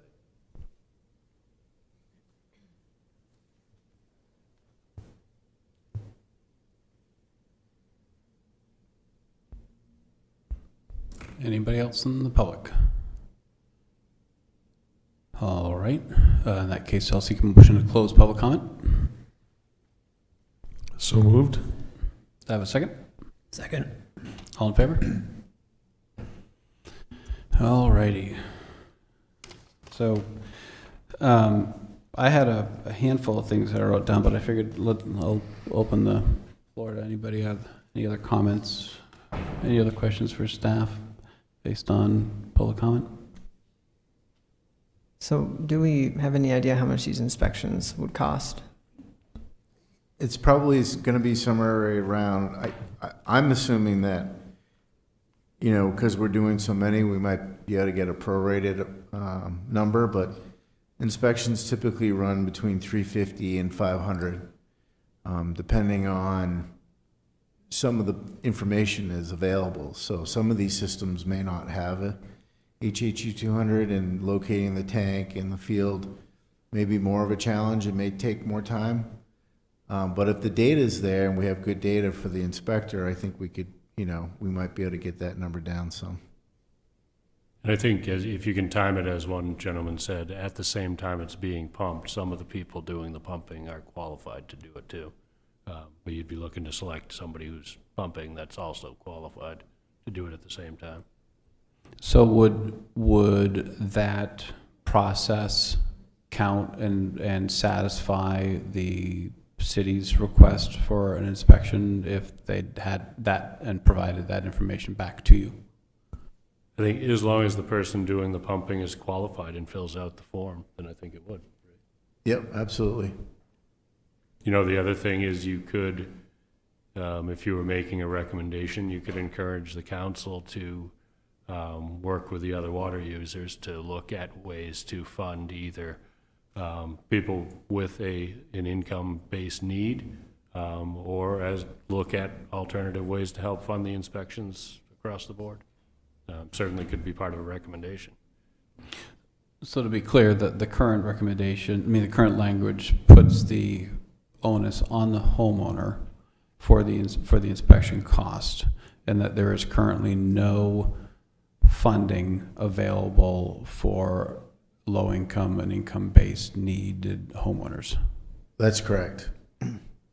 There are funding sources that we have that could help with a replacement, but I don't think any of those sources could be used for the inspections currently, if there's an income-based need. But that certainly could be part of a recommendation.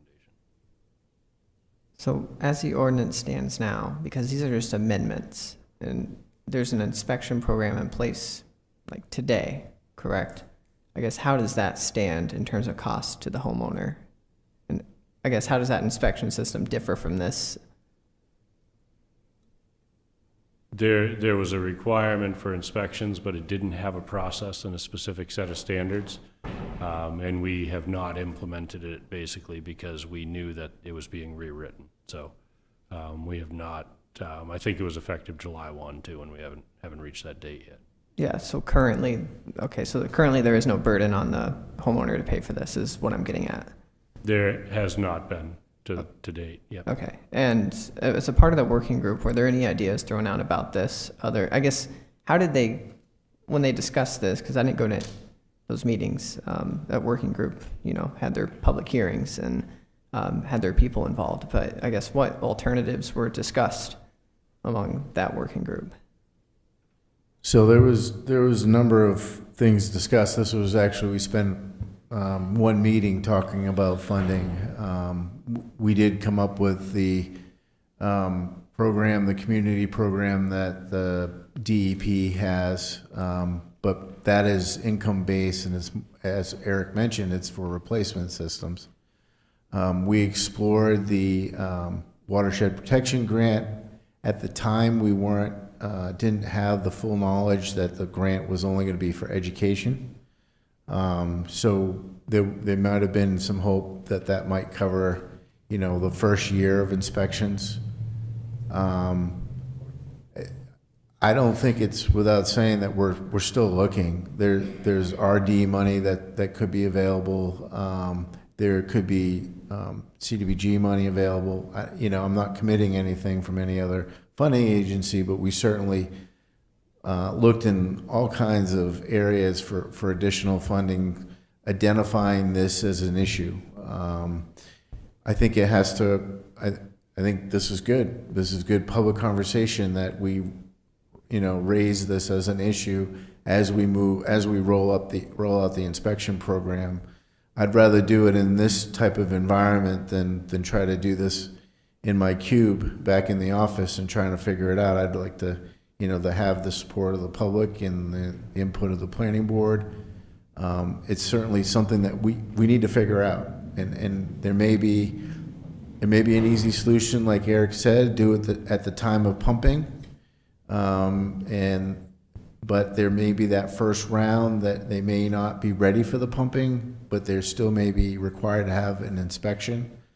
So I think we take them on a case-by-case basis, and we come up with a solution to figure out how we're gonna, pay for it, essentially. The other reason I asked that question is because obviously the working group spent a lot of time on this.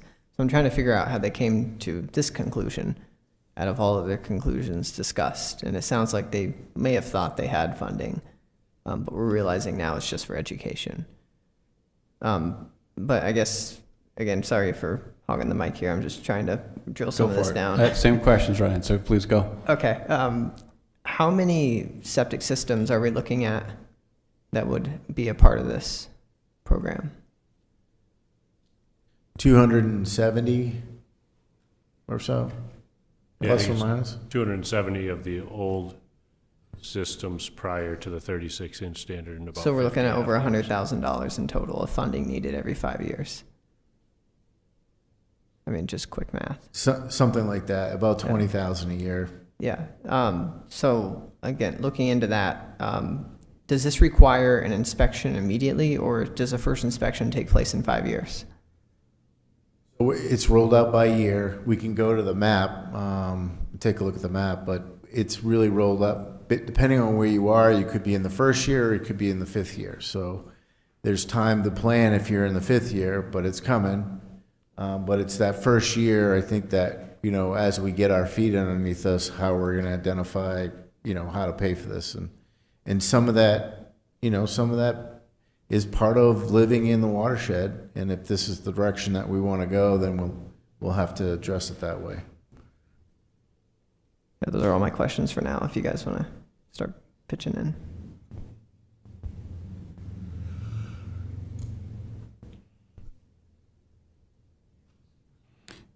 Yeah, I guess to clarify, the 40,000 was specifically earmarked by the grantor for educational funding, correct? We can work with them to figure out exactly what the limitations are. I think initially they were asking for the ability to maybe use it to support inspections as well, but it sounds like it may be limited to education. I don't know for sure on the details. the cities or the water users, the Auburn Water District, Lewiston Water District certainly could also contribute. And maybe that's something that would help support a program like that. Yeah, they'd be them being the biggest stakeholders, and if there was a pumping station that had to be built, they'd be the ones footing that, right? The ratepayers, for the most part. Yes, yep, absolutely.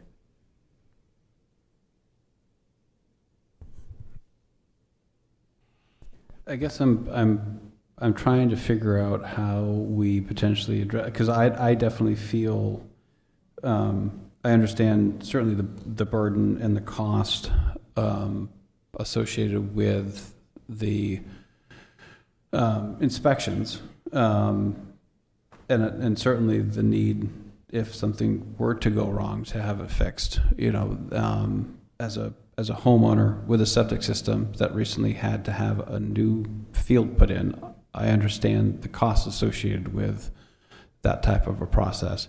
But I also know that it's in the best interest of my house, the land, certainly my resale value in the future to get it fixed and get it addressed. I guess I'm trying to figure out what a potential option would be if we were to potentially float the idea that the homeowner did not pay for the initial inspection. You know, I'm not sure how we would work that in, or if that would even be of interest to anybody up here, but. That, if we could find the funding for it, that makes sense, because the initial inspection is the one that's, would get us all the data we need for which septic systems are up to date, and from then you could go from there on how, if someone had an old one, they would have to get it re-inspected at a certain date, or I think good idea.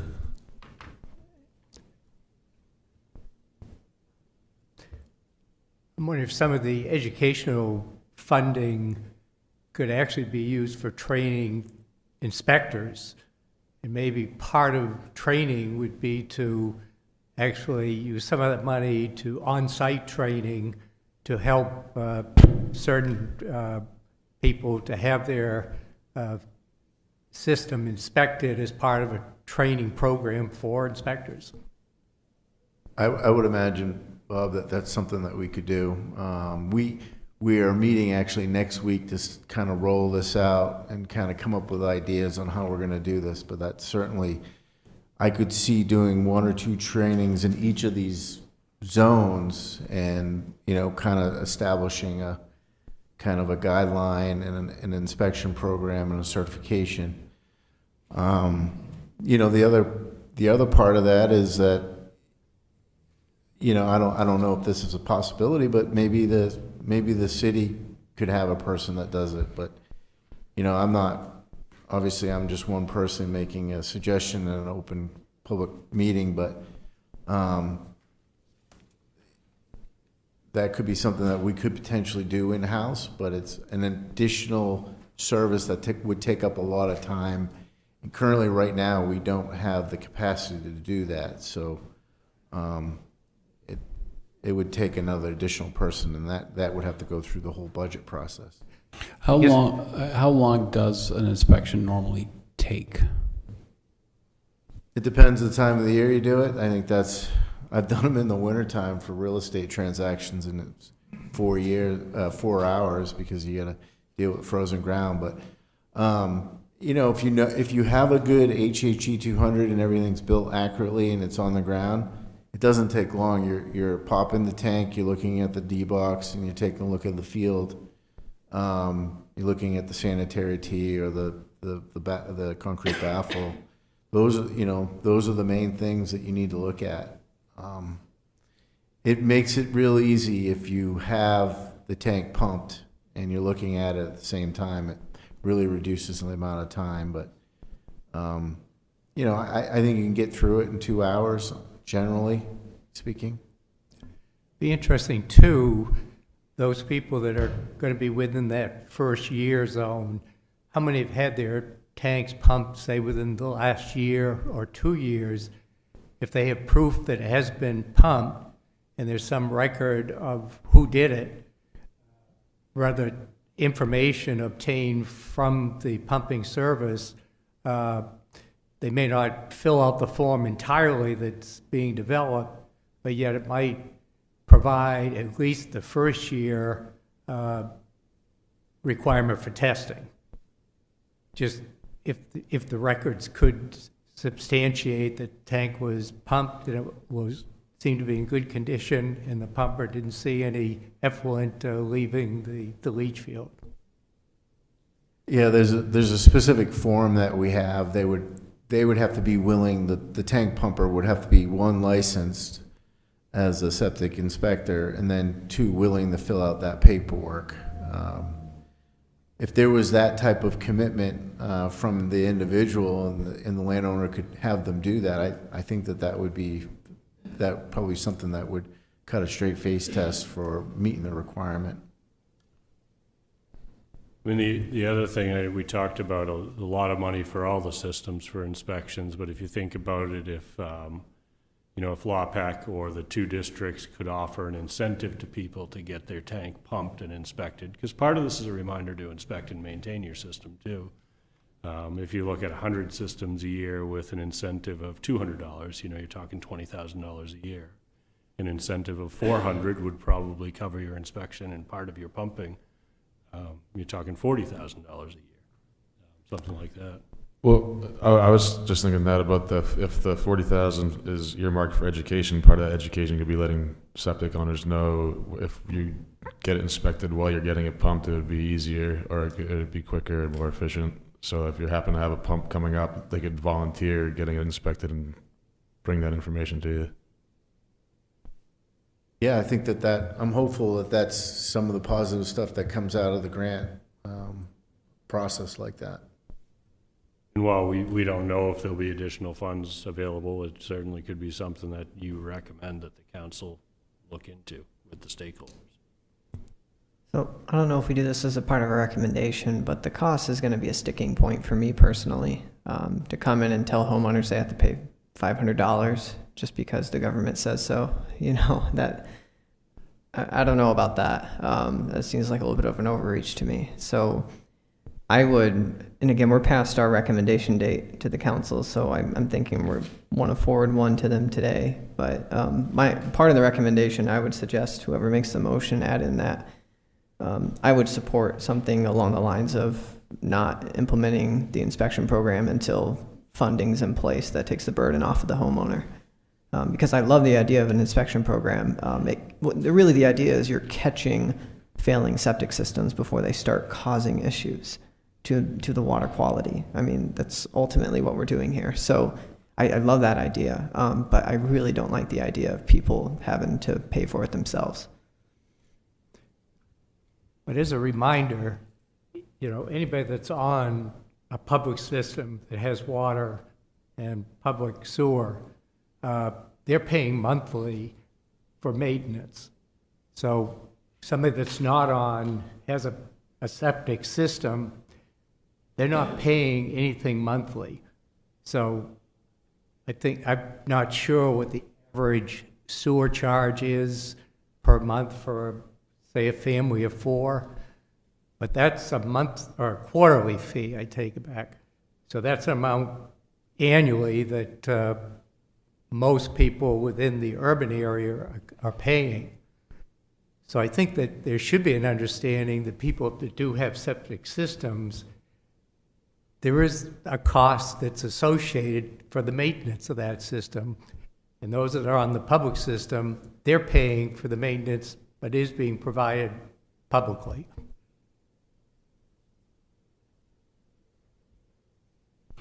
To clarify, is section 5 in 60-952, section 5, where it says the owner of each building or dwelling shall have their disposal system inspected? Is that where I was looking for language that actually stated that they were to actually incur the cost thereof of the inspection, or is that language just kind of assumed in that where it says the owner of each shall?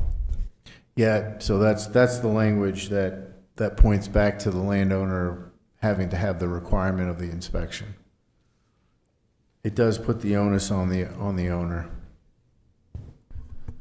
I just want to say, I support I like your idea that the inspection shouldn't be mandatory until there's funding available, at least for people who are, you know, maybe on an income-based thing, or but at least a pool of funding.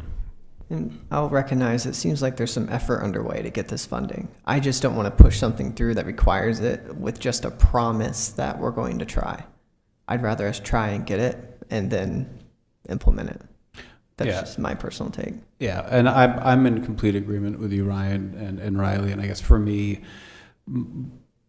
my concern, and it always has been, that even if we make the recommendation with those additional pieces to it, it's just our recommendation, and ultimately it can be accepted or not accepted, you know. So I think our best effort here is to do what's best for the city and for the people in that area, and I like what we've talked through so far. I'm not sure how we exactly put it together in a recommendation, but if someone's got some ideas, I'd love to hear it. May need some staff help here, but I support the rest of this. I mean, whatever else we're discussing here, you know, we've discussed our points, but the rest of this language I really like, and I think the working group did a really good job. So I guess the only thing I would have is adding that comma on page 5, and then not implementing the inspection program until there's funding in place. But would we make a positive recommendation with those two suggested alterations? I guess I would also like to see that first paragraph in 8 that you had talked about, Riley, earlier as well. I'm neutral on that one. Sorry, we can go either way on that one for me, but, you know. Is that the rate of growth reference? Yeah. Yes. The legal opinion on that piece of it? Yep. Yeah, we had that as, I have those 3 items as, you know, things that you've talked about as potential conditions, but we would recommend, if you're overall supportive, but those are caveats, then you could condition that recommendation on those other 3 items. And I'm sorry, sir, but public comment is closed. Leaving. Can I say one quick thing? Pumping a septic tank now is at least $350. Most family situations don't have to have it pumped every year, probably every 3 to 5 years. You shouldn't have a testing system, inspection system, scale that even meets or exceeds that. Thank you, sir. So, what procedurally, we could place our recommendation on the condition that those two You could say we come up with 2. You could say that you recommend approval of the text change with the conditions that those 3 items are addressed. Yep, you certainly could. That would put them forward as So part. when you say, so I guess more another procedural question. So you say that with the conditions, if those conditions aren't met, then we would be not in favor, or we would be recommending not a text change. I guess I'm. I think you could structure it that way, or you could say, I support the proposed changes, but we also recommend that the council consider these 3 things. Or I guess you should decide if your recommendation is conditioned on all of those things, or if those are additional recommendations. I think I'd be more inclined to not be in favor unless the following conditions were met. That you could structure your motion that way. But I would, you know, if you're supportive with those, you could acknowledge that with those you would support. Right. I guess the question is, does the positive with only these conditions have a stronger meaning than the negative but we would be with these other changes? I think you get your point across either way, but it's a little more positive and collaborative probably to support it with the condition that these things are addressed. If I could add one, Ryan asked, you know, maybe for some input on staff on this piece that we're struggling with for the cost. There's a date here. You could always suggest amending that date, pushing it back so we can identify some funding. I'm just brainstorming with you guys.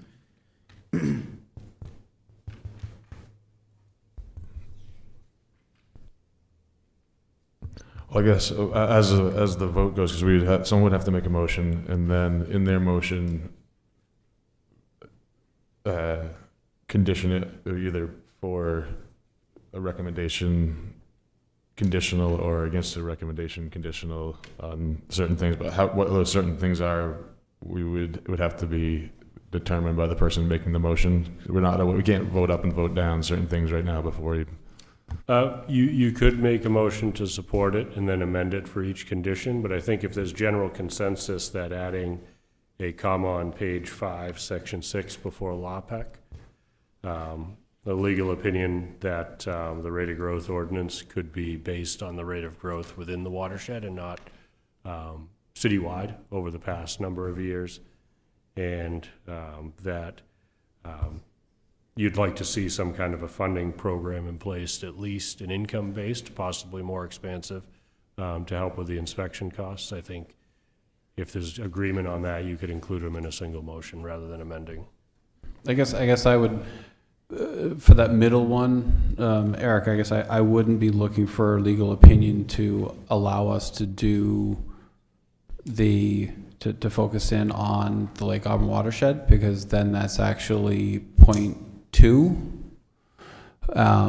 Since it's 100, actually it would be probably a little over 0.2 because it's 105% of the average. So 3 is significantly more than 0.2. So I guess I'm still in favor of just removing that first sentence with the comma and not enacting it until funding has been obtained to cover the cost of the first round of inspections. Yeah, so that's why I think we might want to do it where we make a favorable motion and then we make amendments, because I actually would like to keep those two, but I agree with the other two changes regarding the comma and the funding. No, where there's not an exact consensus, I think it makes sense to do exactly that, then to make a favorable recommendation and vote to amend that, to vote on each condition individually. Each of those 3 things is a proposed amendment, and then up and down vote that, and then send on the full recommendation. So I think that's safest bet if you want to consider each one independently. Yeah, so that means we make an initial motion and we second it, and then we do those amendments one by one. Okay. Yep. So if we're ready, I can. Bob, comment? I guess I would differ. My approach was to pass this along with a favorable recommendation, but with encouragement to reconsider the 3 points that were made. Plus, I think Eric just suggested maybe we delay the start of the process to give another full year before there's any cost to individual property owners. Well, any of us can make a motion, so if anybody wants to, Bob, if you want to make that motion, you're willing to and you're able to, or someone else can make the motion.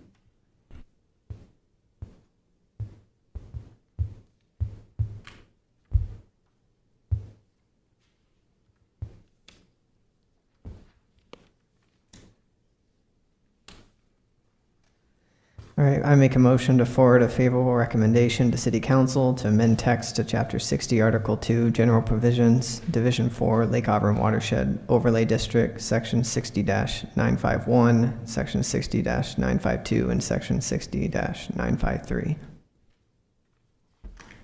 Do I have a second? All in favor? What?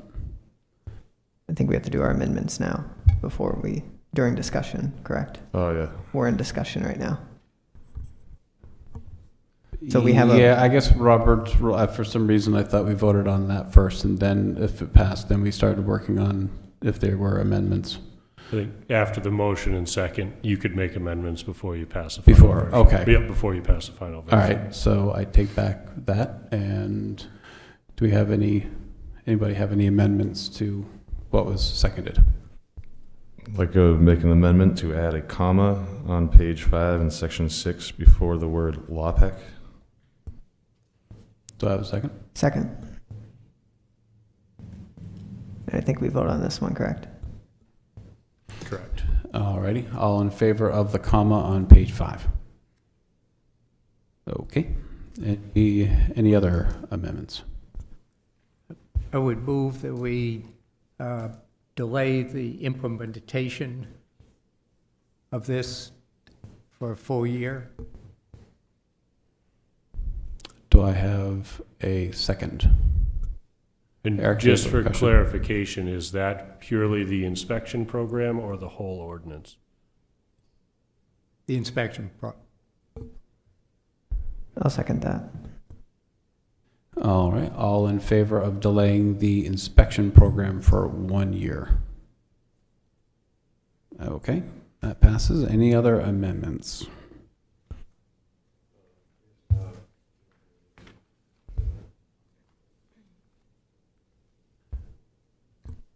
Well, I'm gonna make an amendment that we remove the maximum of 3 unit dwellings, the first paragraph in section 8. Do I have a second? I'll second it. All in favor? Motion passes.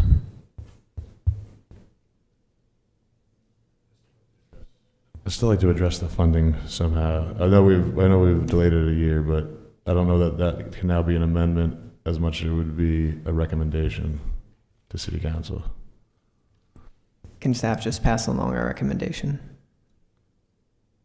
Or our suggestion to look into funding? Or does that have to be a motion? If we could just pause for 1 second. If you want to recommend the funding, I think you should make it a motion. Just confirming whether or not that last one with a 3-2 vote passed.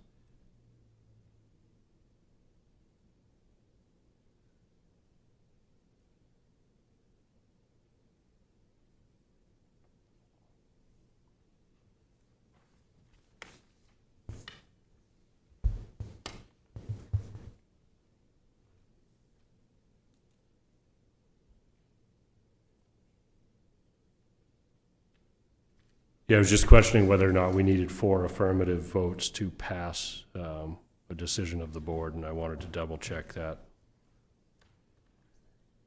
I would assume that if we had a quorum, it would be the majority.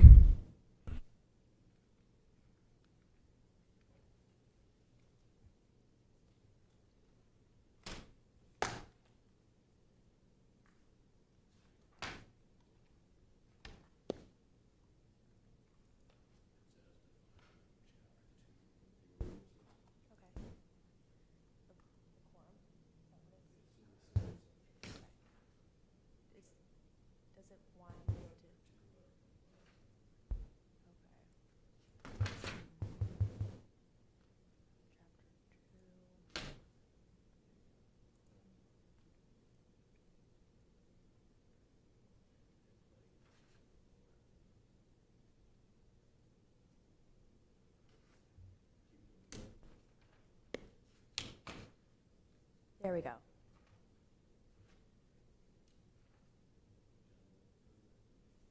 Oh, there we go.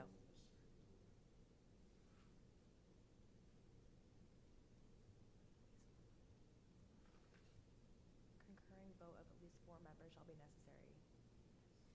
necessary. So this is what I was referencing, is that there needs to be a concurring vote of at least 4 board members to take any action. So a 3-2 actually fails for the planning board to take action on something. So if we had 4, which technically would have made a quorum, we would have had to be a unanimous vote. Correct, yeah, and we've had that with projects before where applicants said, okay, there's only 4 members, I need all 4 votes for an action, I'll delay to another meeting, so. Okay. It does need to have 4 affirmative votes to constitute a decision by the board. Okay. In that case, that amendment fails. I would like to make a second amendment to request legal opinion on Title 30-A, Section 4360 Rate of Growth Ordinance, to have legal opinion to confirm that it is within the municipality as stated in Looks like section 3, paragraph B. Do I have a second? Second. All in favor?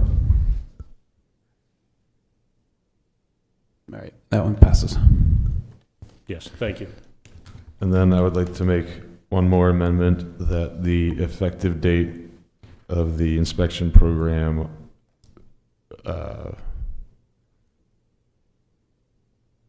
be delayed until there's a pool of funding, a dedicated pool of funding available for septic owners.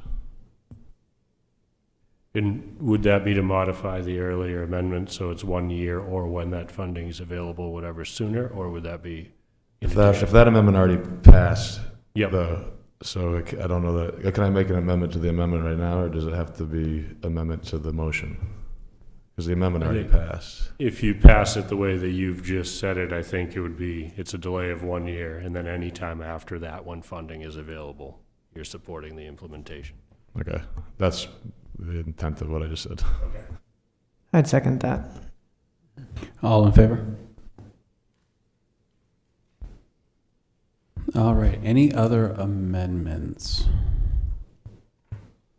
All right, in that case, I will seek a motion on the original with the, and staff help me out here, the amendment to the comma on page 5, the inspection date delayed 1 year, the inspection delayed in addition to that until pool of funding is obtained to cover the first round of inspections, and then the legal counsel on the rate of growth ordinance. Did I get everything? That sounds That's what I accurate. have here. And the comma. Yeah, I led with the comma. Oh, you did? Okay. Comma's important. All right, so with all of that, I seek a motion for that. I think we already made our motion. Okay, we made a motion, second. All right, all in It's favor? All right, there we go. Okay. Whew, so that's item 5. All right. So up next is the map amendment to consider adopting the Lake Auburn Watershed Overlay District Septic Systems Inspection Map. This map will be referred to in Chapter 60, Article 12, Division 4, Lake Auburn Watershed Overlay District, and will be considered in accordance with Chapter 60, Article 12, Division 2, Amendment to the Zoning Ordinance or Zoning Map. We'll start with staff. Just to explain this map again, the color codes, from the interior, from the lake going out, what we're looking at is essentially a breakup of the watershed.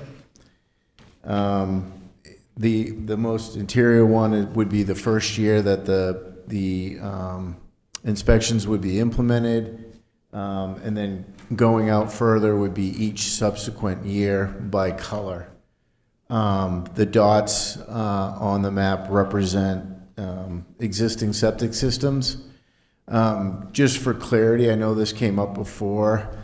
If the house or the septic system is in the watershed, there will be an inspection. That's kind of the line. As long as the pipe runs out, it's going to be part of the septic system. So therefore, if the house is in the watershed, there will be an inspection. If the septic system is in the watershed, it'll be inspected. So if the house is in the septic system is 100% complete out of the watershed, but a portion of the land is in the watershed, those houses will not be inspected. Just for clarity, I think there was some questions about that. In addition, there's some dots that are outside of the watershed. Again, some of these are from data that we had collected, and they're dots that were essentially identified as where the septic system is. And these might be ones that are examples of we wouldn't necessarily have to inspect those. So that's pretty much a rollout. This is a 5-year look. Then once the 5 years completed, everything kind of starts back up again. And this is just our reference map. What lots fall under, the first year, the second year, the third year. Part of that public outreach that we talked about earlier is getting a roll-up of that and identifying those parcels by year and making sure that those people are notified, and how we're going to roll that communication out. I think there's going to be even some communication through council and some very formal communication. There'll be some more informal communication where we're going to have, I think we'll be having what we call septic socials in each of these areas for each year that this is rolled out. So this is going to kind of drive a lot of our, the inspection program and kind of be a guideline. If, one of us or all of us leaves and there's this ordinance, people have a map and a guideline to kind of use from now into the future. So I think it was important that we made a map and it's visual for people and how they're impacted. And then if you make this, hopefully we'll make this a layer and it'll be interactive so you can zoom right in to see if your lot's going to be affected. It'll be hopefully a forward-looking data set. LawPack actually has a GIS person. This was something that I'm bringing to the meeting next week, is that I'll be requesting that they make this an interactive layer so the public can go and look at it. So I guess any questions, I'm happy to answer them. Questions for staff? So in the 5 years between inspections, it would just repeat this order, That's correct. Yep. How does our recommendation to delay a year, do we need to actually incorporate, do we need to update the dates that are listed on this map to be in line with our recommendation? Absolutely. I would think so. Yep. I was going to say, I guess I'll have to reread it, because I thought the map could be in place, but the inspections wouldn't be required for another year. I don't know why having the map would hurt. I think we set a baseline. This would be the map of record. I think we would update this map to reflect that. If it gets passed through council, we would update this map. But that certainly can be a recommendation. And maybe you could recommend that the dates be changed to year 1, year 2, year 3, year 4, year 5 instead of. Yeah, I was thinking that might be the one. I guess for me, I really look at this map as what area is to be considered year 1, 2, or 3, and to see which properties are in it. I find the dots very confusing because they're really more of a reference and a nice to have, but aren't really anything to do with the fact that this text amendment is really driving. These are the properties that are going to be looked at so that we determine where their septic is and determine whether or not they need the inspection or not.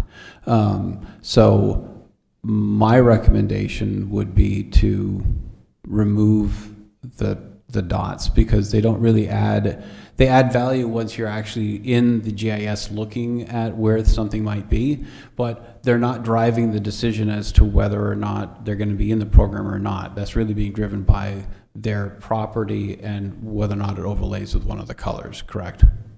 That's correct. Yep. I think that is spot on what you're saying. So, yep. I think it would also remove some of the comments that we've seen and heard about, well, this dot's outside the color, so do I need it or not? Am I going to be forced to do it or not? So I think would the recommendation then be put forward to remove as part of, the favorable recommendation with the dots removed, basically? Well, I like the dots, like you said, maybe being a potential GIS layer. So I don't know. I just wouldn't want them on the map. that we're approving. We're really approving the colors to determine who's in and who's out. Yeah.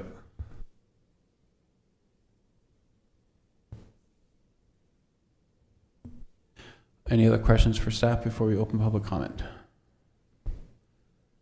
All right, I seek a motion to open public comment. So moved. Second, any second? All right, all in favor? All right, we're going to open public comment. Please again state your name and your address and limit your comments to 5 minutes, please. Again, it's Jay Bishop, 901 Lakeshore Drive. Not really comments on this one, more questions, and I think it'd be more towards you guys than it would be you. Looking at the map, following his lead on that, it's not specific in all areas. Will there be somewhere that is more clear? And I say this because I've looked at it closely, and there are actually houses and septic systems that I know are there that are not on the map. So that's why I'm asking. Is there going to be a place at some point where it's more specific, whether it's listing by address or, because the map is not very clear? Yeah, I think that's a good point. We did discuss this at length. For us, the dots was establishing the zones. So the first year rollout there wasn't a lot of systems necessarily, but we got a general sense of how many systems we were going to do on each of the years. But we certainly recognize that there's some systems out there without representation of a dot. So there's lots out there. And that's really where the inspection has to occur, and that data gets updated. And we'll consider this something that we've got to continually update and get better data. There's actually on the inspection form, there's a northing and easting requirement for a GPS location. And so that will get recorded, and that will get a lot more accurate on this map. Not all the data that we have here with that data point was created that way. So we're gonna come up with a systematic way to enter that data. So if I'm hearing you right, at some point while this is being put in place and rolled out and inspections, there'll be something online where people can go and kind of figure out exactly where they are on this map, because it's not always clear 100%. But at some point, there'll be a place where they can go to look at that on site? We're hoping that there's a layer at some point. Okay. Right now, it's a little bit challenging for the city to have something right away, but we're working towards that, and that's something that we're going to request through the watershed group for the public outreach piece. Thank you. And we do recognize that there are some developed lots. We can look at tax records and identify any houses that we know exist that we don't have a record of a system for. Those dots are systems that we have a record. So we'll narrow those down and be able to do a searchable map.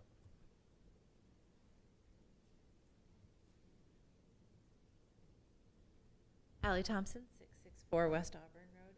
I also just had a question regarding the schedule. I know that the dates are now not really accurate because of the amendments that were just passed, but would there be any flexibility?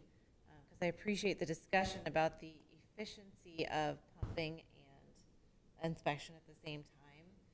And like for me, I'm in area 5, which is much later, but I will need my system pumped before then if it gets delayed another year. So, but then it would have just been pumped when it's due, like a couple of years earlier. So I guess my question is to get us on the right track without having to unnecessarily pump, after 1 or 2 years. Would there be flexibility to either do it early or to defer it a year for those who are in that boat?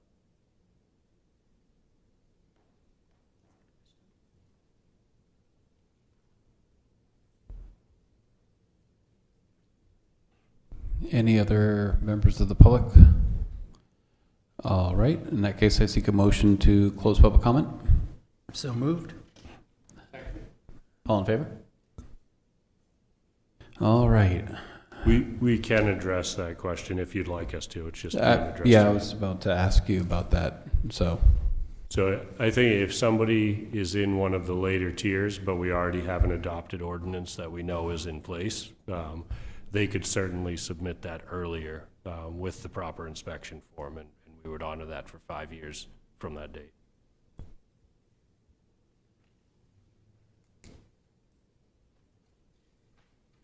Do we actually need to have that stated anywhere within the ordinance that we're going to allow people to submit early? I don't think so. I think the mandate is really that you have to do it by a date certain, but if you do it early, it would be encouraged really, and maybe there's even a way to have an incentive for people in those later years to do it sooner. Maybe part of that education funding. And a big part of this is to get data that we've never had. We don't know how many failing septic systems there are in the watershed, and if we find that, only 1% of them are failing, a future planning board and council might say, well, it's not worth making everybody inspect them every 5 years for that, but we don't know the percentage that are failing or undocumented. Any other questions for staff? Otherwise, I'd seek a motion on this one.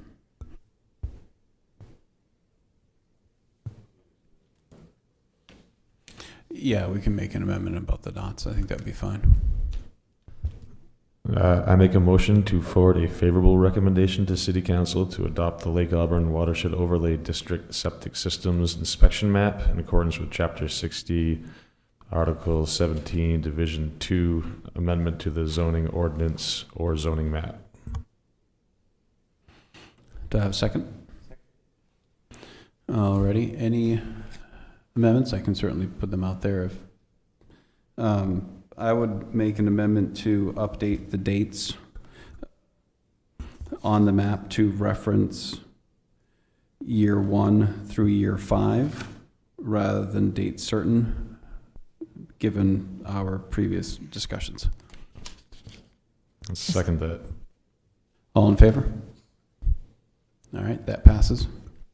I'd also seek a motion, make an amendment to remove the dots from the map as they don't provide specific information relative to the actual areas that are being tested, and the focus should be on the color-coded areas. Seconded.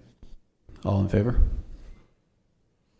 All right, that passes as well. So in this case, I seek a motion for the original with the 2 amendments. Second.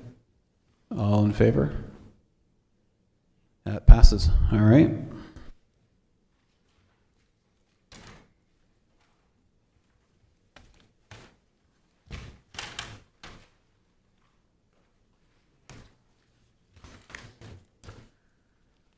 All right, so next up is public hearing and map amendment to consider adopting the official Lake Auburn Overlay District 400-foot setback to lake, stream, and brook for subsurface wastewater fields map. This map will be referenced in Chapter 60, Article 12, Division 4, Lake Auburn Watershed Overlay District, and will be considered in accordance with Chapter 60, Article 17, Division 2, Amendment to the Zoning Ordinance or Zoning Map. I'll go ahead and open up for staff. So this was just, we reference USGS 7.5-minute maps, and what is that? What does that look like? I think this is, again, a good baseline information of what that is, what the requirements are, and what's affected. It's a visual of what's affected by that 400-foot buffer. And again, it's a tool for staff. We're hoping that this will be, again, an interactive map where we can zoom in. It'll be a layer on GIS. But this is now essentially our official map that we'll be using as kind of the baseline for our licensed plumbing inspectors to review that, and for us staff to double check to make sure that they're meeting that setback requirement for those new fields. I do have a quick question. So new septic subsurface wastewater disposal systems. So someone has a change of use to add an accessory dwelling unit. That's just a replacement system, correct? That doesn't count as a new system? Yeah, so that one would be new. The ADU would be new. So they would be under, the replacement system of the existing home is something that we could look at differently if it falls in this area, but the ADU, it could limit ADUs in the watershed if they can't find a location within their lot for a septic system that's outside of this 400-foot buffer. And I guess what I'm referencing is, let's say one exists for a single-family home within that buffer, and as a part of adding their accessory dwelling unit, they want to upgrade their septic to handle the additional capacity. That's a new system, is what you're saying? That's correct. Okay. I just wanted to make sure I understood that. Yeah, if they're creating expanded wastewater capacity needs, then it would be new. Any other questions for staff? All right, in that case, I seek a motion to open public comment. So moved. Do I have a second? Second. All in favor? All right, we're going to open public comment. Again, please state your name, your address, and limit your comments to 5 minutes, please. All right, seeing no public comment, I seek a motion to close public comment. So moved. Do I have a second? All in favor? All righty. Any other discussion before we vote on this one?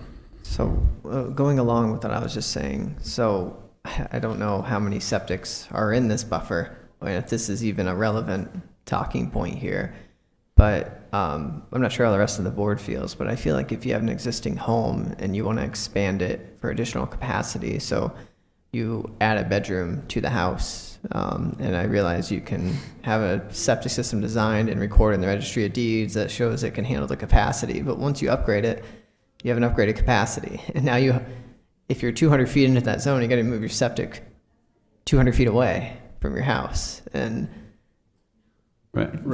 Can you hold on a second? yeah, Members of the public, ma'am, if you'd like to speak, would you please go outside to talk? It's a little it's hard to hear over. Thank you.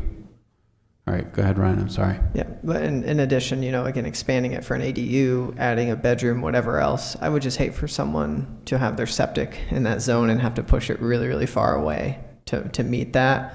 So is there any way to adjust the language to say for vacant lots as of, July 1st, 2024, that would capture that new construction and keep the septic systems away from this, but still allow the flexibility for someone to have a replacement system and not be burdened by this? But again, I'm not sure if this is just completely unnecessary because there are no septics in that buffer. I hear what you're saying, and I wouldn't have mind that being something that we would have visited under the text. This is a relationship between text and creating a visual of that text. We would have to go back and amend the text, which we kind of already approved. But so I guess I leave it at that. But this is really a reference of the text that's currently there. Understood.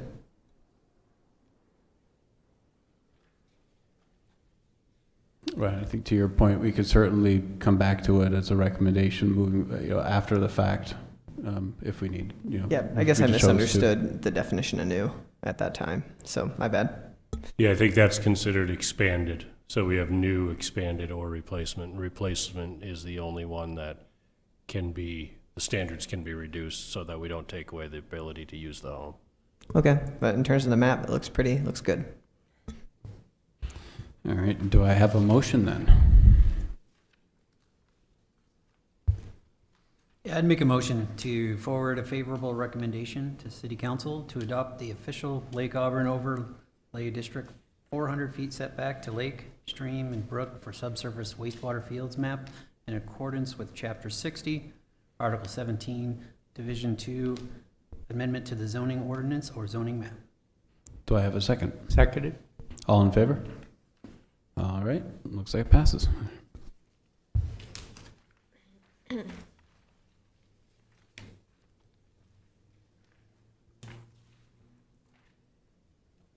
All right, on to item 8, City Council initiated a zoning text amendment to Chapter 60, Division 2 Site Plan Review pursuant to Chapter 60, Article 17, Division 2 Amendment to the zoning ordinance or zoning map.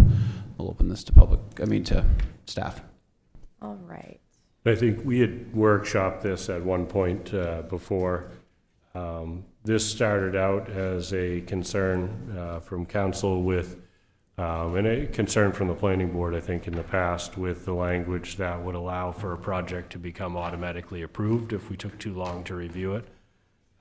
So the goal was to make sure that if you needed more information in reviewing a project, that you were able to ask for that information and then give them a reasonable amount of time to get you the information, and you take a reasonable amount of time to make a decision. It also builds in, that reasonable, without unreasonable delay is a legal term that comes up a lot on things that are hard to put a date to, not knowing what the possible scenarios might be and what's being asked for a particular project. And then as we reviewed those with the city attorney as well, it was clear that some of the deadlines and dates within the ordinance for submittals and responses back to the applicant and then their response back to us. There were instances where if a planning board meeting fell on a different day of a month in relation to the next month or when our submittal dates were, there were instances where we couldn't meet the ordinance requirement in the number of days we had with responses and still line up for a planning board meeting. So we went through and we also made changes to address that and better match the reality of the review process that leads up to planning board meeting. Those are the most notable changes. We did provide some background on unreasonable delay based on requests from the last time. Happy to answer any other questions. Any questions for staff? All right, we have no members of the public here. I suppose we could officially open it and then officially close it. Otherwise, we can move on. So moved. Second. All right, all in favor of opening and closing? Done. Any discussion by the board? Otherwise, I'd seek a motion on this.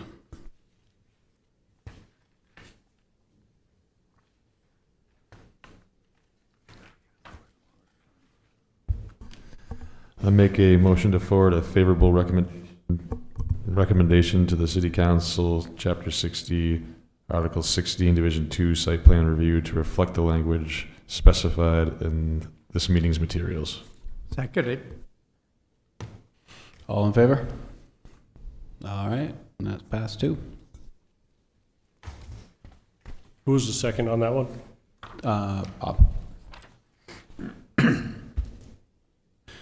All righty. Number 9, consider a zoning map amendment to convert city assessors parcel IDs 201-034 and 209-035 with addresses of 526 and 550 Minot Avenue from T42B Traditional Neighborhood Development Zoning District to General Business 2 Zoning District. The City Council introduces proposal in accordance with Chapter 60, Article 12, Division 2, Amendment to the Zoning Ordinance or Zoning Map. I'll open it up to you, staff. Thank you. So this amendment is to address the future public safety buildings for Minot Ave.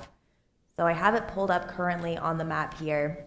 And what the proposal is to rezone these two parcels, a total of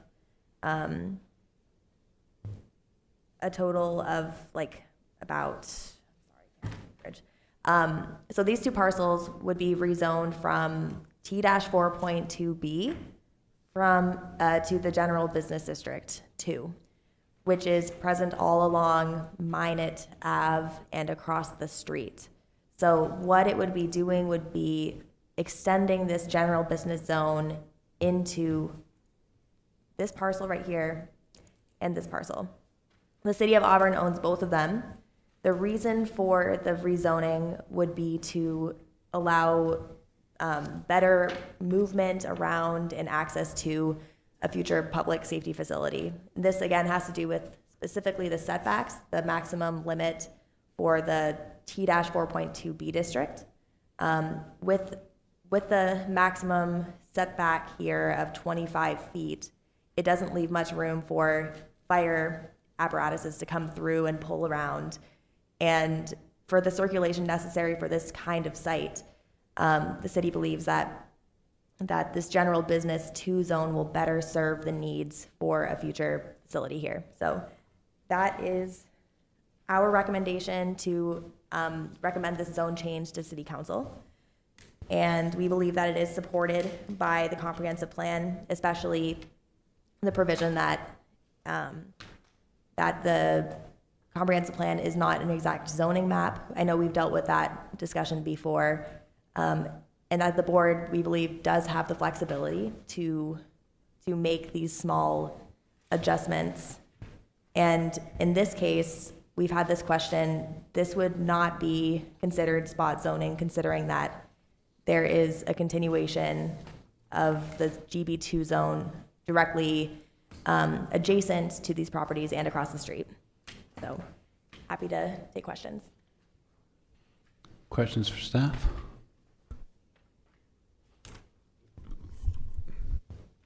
More of an observation, I think.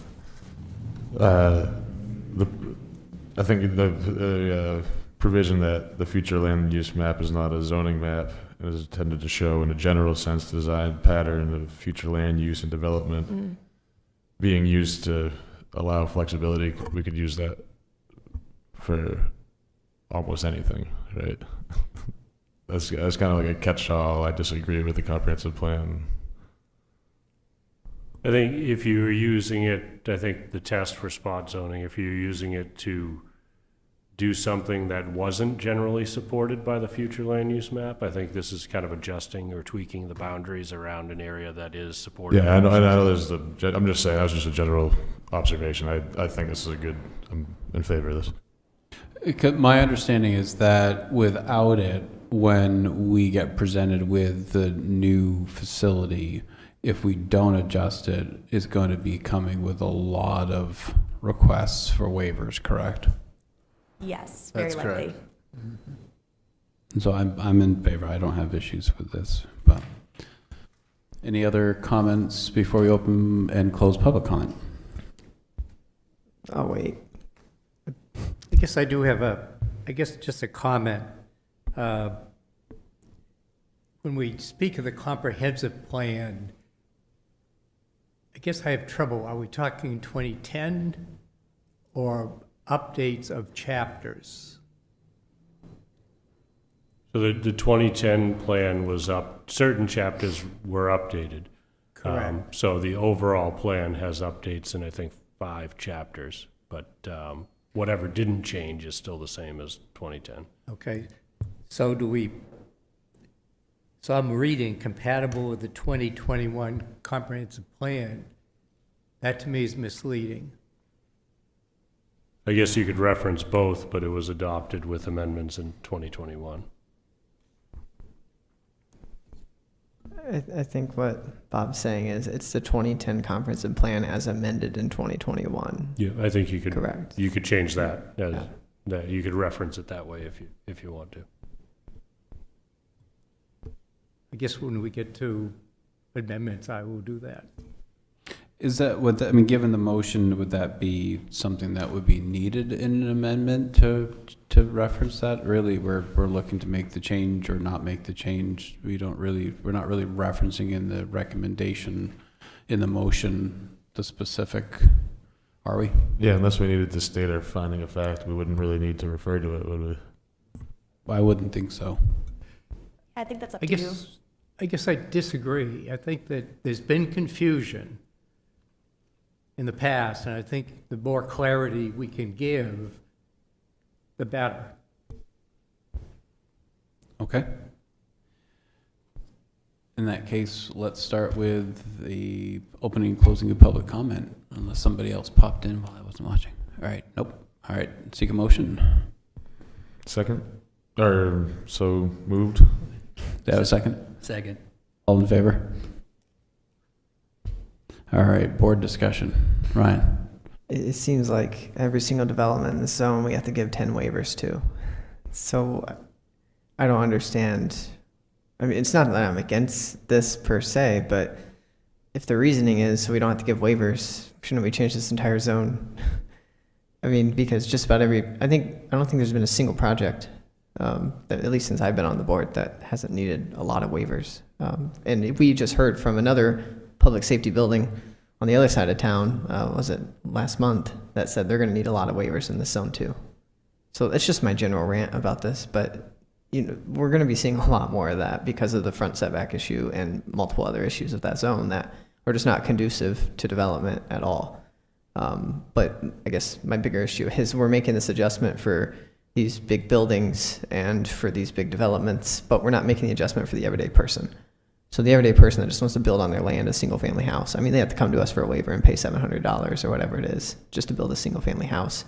But we're giving anyone else either a zoning change or all the variances in the world. It just doesn't seem fair to me, is I guess what I'm trying to say. But with that said, I will gladly say yes to this. And we certainly, if we decided, or anybody really at any time could, if there was enough interest, bring forward a potential change to 242B if they wanted to, correct? I mean, we have that mechanism if for some reason we wanted to bring that up in the future as a conversation item. Definitely. Yep, you could start it as a workshop, bring it to public hearing, whatever you'd like. I guess to add to that, we're up for a update to our comprehensive plan, and I think that would be probably the most appropriate time to address any of those issues at that point, which is going to be within the next year here. So I think it's and that's kind of one of the reasons why I haven't really pushed it at all. I'm gonna sit here and say it till I'm blue in the face, I guess. But we'll address it during the comp plan. But it's just something I've noticed with all of our site plan reviews. And again, we have the other public safety building on the other side of town that we just learned about. That's going to have to go through all those waivers. And then we're changing the zone. Not even going to go to the waivers because it's just so atrocious for development that we have to do that. So for me, it's frustrating as a board member just to rely on waivers for everyone because it's not fair. It's not fair to the everyday person that wants to build a house. And we're sitting here saying, well, you, unlike all these developments, you don't get a zoning change and you have to have this much window coverage. And this is where you can place your house on your lot. To me, it just doesn't make nearly as much sense. I agree. I agree with your general statement on that.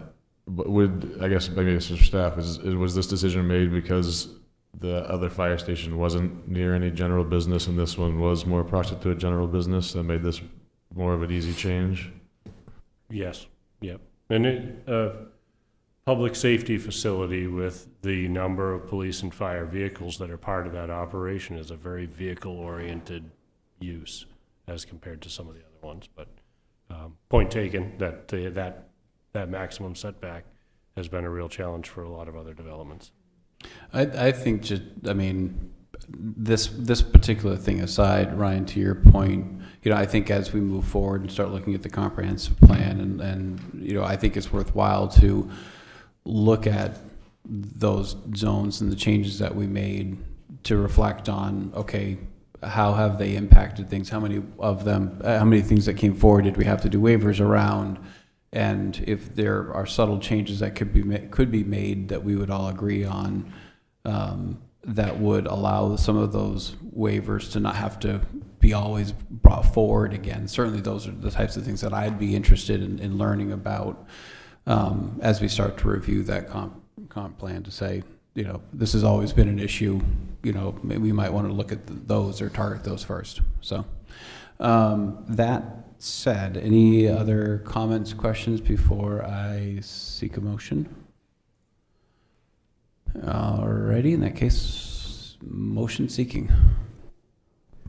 I make a motion to forward a favorable recommendation to City Council, approve a zoning map amendment to convert City Assessor Parcel IDs 201-034 and 209-035 with addresses of 526 and 550 Minot Ave from T4.2B, Traditional Neighborhood Development Zone District, to General Business 2 Zoning District. Do I have a second? Seconded. All in favor? All right, we pass. All right, next on the agenda is public comment. Yeah, I was going to come back to the amendment, the workshop item after that, I guess. I figured we'd do the workshop item last, before adjournment. I think that's it, right? All right, miscellaneous upcoming agenda items before we then roll back into the workshop. Yep, so next month, we are planning to have 3, I believe, developments or proposals, rather. We have some apartment buildings off of a Damien Drive. We also have a storage facility, like a self-storage unit on Center Street. And we have another proposal to convert a single-family home, the use into a boarding/lodging house, which requires special exception. And we will also have likely the second piece of this Lake Auburn watershed discussion related to agriculture and timber harvesting, and trying to think if there's anything else.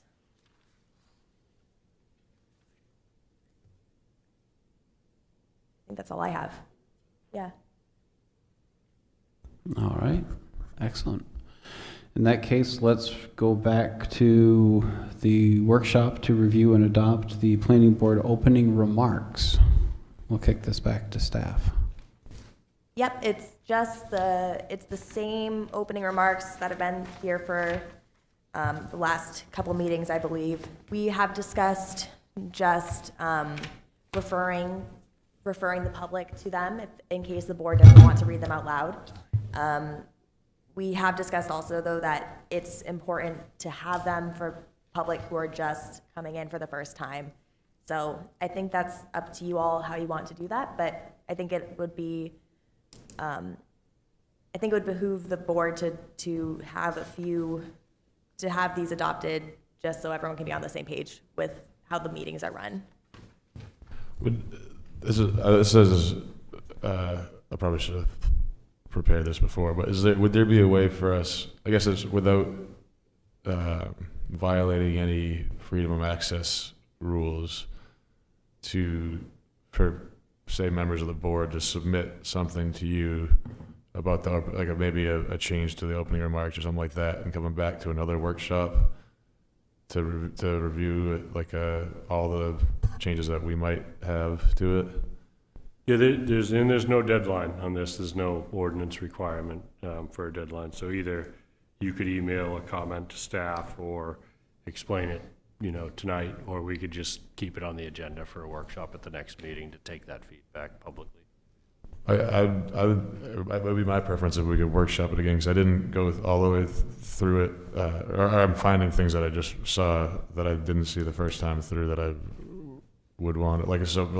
Ending with, are there any questions? Seems like not the spot for, if it's not public comment, to put that there. I mean, I have a couple things. It's interesting. I honed in just as you were just about to ask that on that very last sentence. And I'm like, what do you mean? Are there any questions? To me, that's just, how do we handle that? So suddenly somebody raises their hand. We don't have public comment.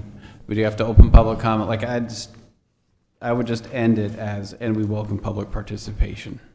And I guess this might be part of that next workshop too, but the paragraph, I think it's there's maybe more words or it's maybe thicker than it needs to be, but the explaining how our decisions are made based on whether there's provided sufficient evidence. It's a good explanation, but I don't know if,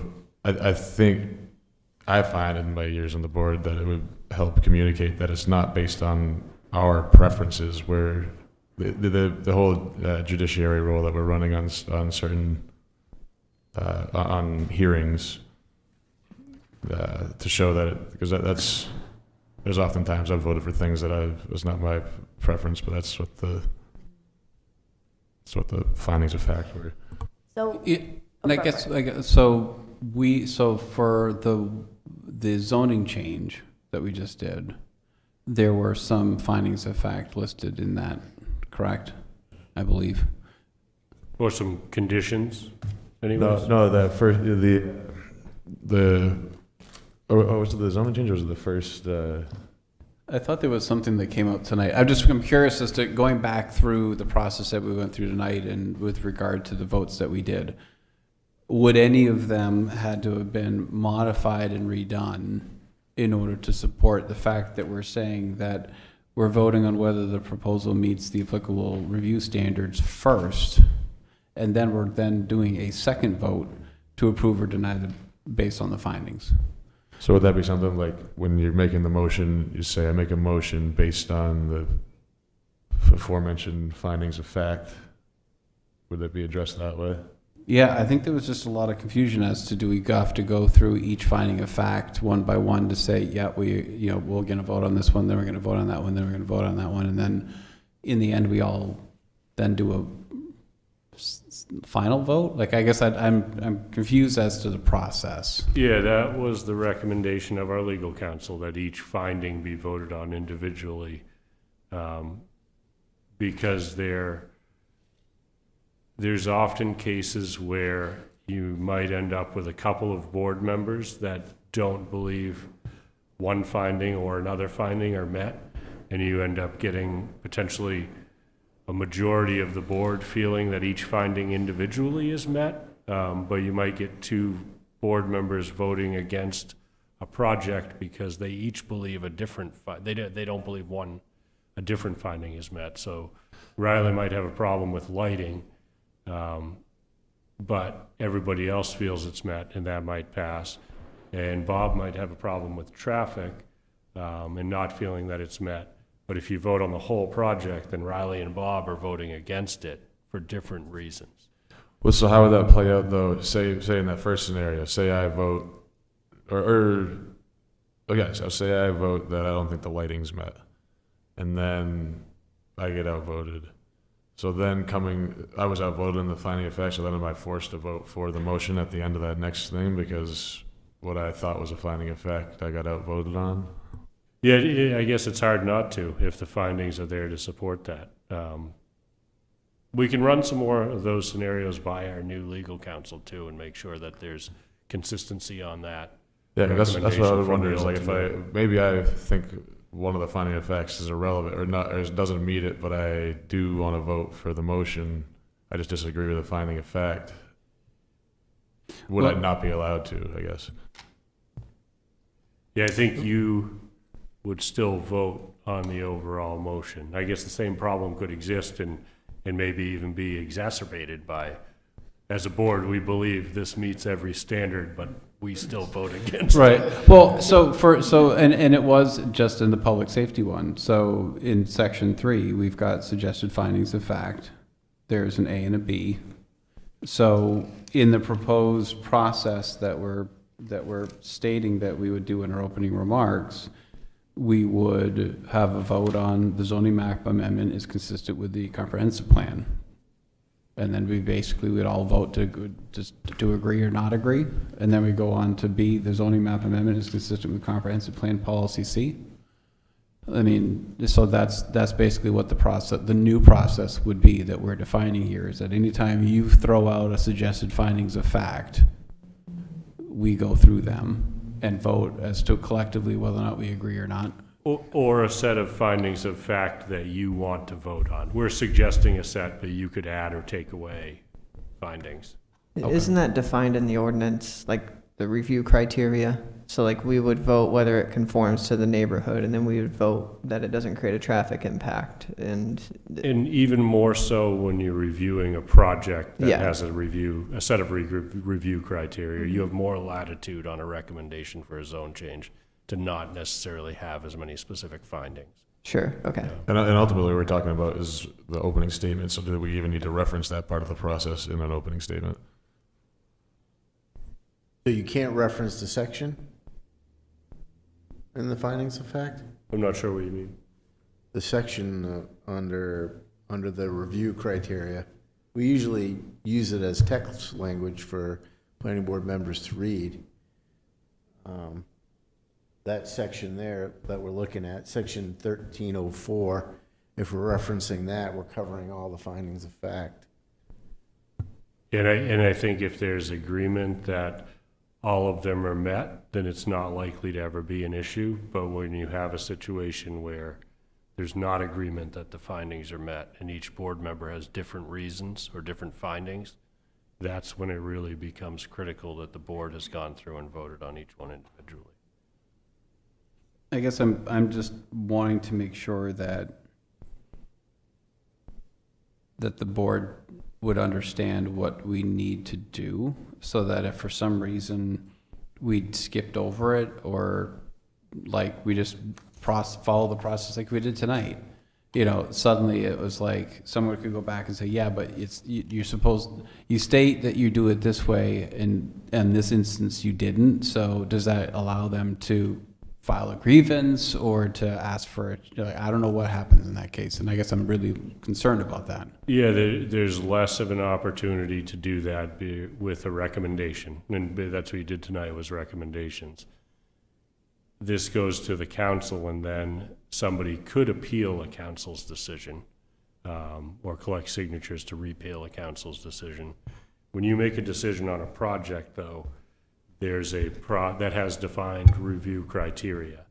There's a very clear defined process where somebody could take that to Superior Court and challenge your decision. That's not as risky for a zoning recommendation as it is for a project. So I think it may be worth having this discussion with, and having the new city attorney introduce themselves to you at some point, so we have this discussion with their specific advice, as they'd be the ones defending your decisions going forward. Yeah, I think that would be a great idea, to have that individual introduce themselves, and also to, because I know that there's been a lot of angst around something that's this formal, and I get the purpose of it, but I also want to make sure that if we're committing ourselves to following a process, that we follow that process, and that we understand when we need to do it and when we don't need to do it. Yep. Let us get feedback on this draft from the city attorney that would be defending the board if there was a problem, and we'll bring it back to you for another workshop. It'd be nice to have more of the board up here too. Yeah, I have a couple of comments. One, yeah, how long would it actually take to read this all? And if we could condense it, I think it would be wise. I agree. I think the last question, definitely delete. And I think what could have caused some questions, and I think an area that we might delete, would be looking at the longer paragraph, following the standard condition will be attached to all planning board. That to me caused me a question. So I'm not sure if we really need that as part of the introduction. Above that, when we speak of final decision, you know, because a party can come back at a following meeting and bring it back to the table if they're part of the affirmative on a vote. So the original vote really is not a final decision. If it's subject to, you know, somebody being able to come back our next meeting and bring the question back to the table. And I think, so then I think the following sentence, which referenced 30 days to, within 30 days to Superior Court, you know, after the first vote, it almost seems like there should be a 60-day period, because if that whole matter can come back in a month's time, but 30 days, I think we'd want to, the party would want to have 60 days to take it to Superior Court, depending upon what we define as a final vote. Yeah, Yeah, is the word is that, you know, after the planning board makes its final decision, when did we make our initial decision? When did, like, is that, or is it after the board makes its decision? Like, the word final, I don't know, is catching me up a little bit. Okay, we can. Somebody, we can bring it back to the table 30 days after our original vote, then leaves that final. We say final is the first. We'll clarify that, and it shouldn't be, when this is used, it's not just, oh, we decided that we'd like to have a different conclusion. It's usually based on some factual or misrepresentation error in the decision that has come to light during that period. So we should qualify all of that. We can get that for a future workshop. Any other questions on opening remarks? I would then seek a motion to adjourn. So moved. Second? All in favor? All right, we're adjourned.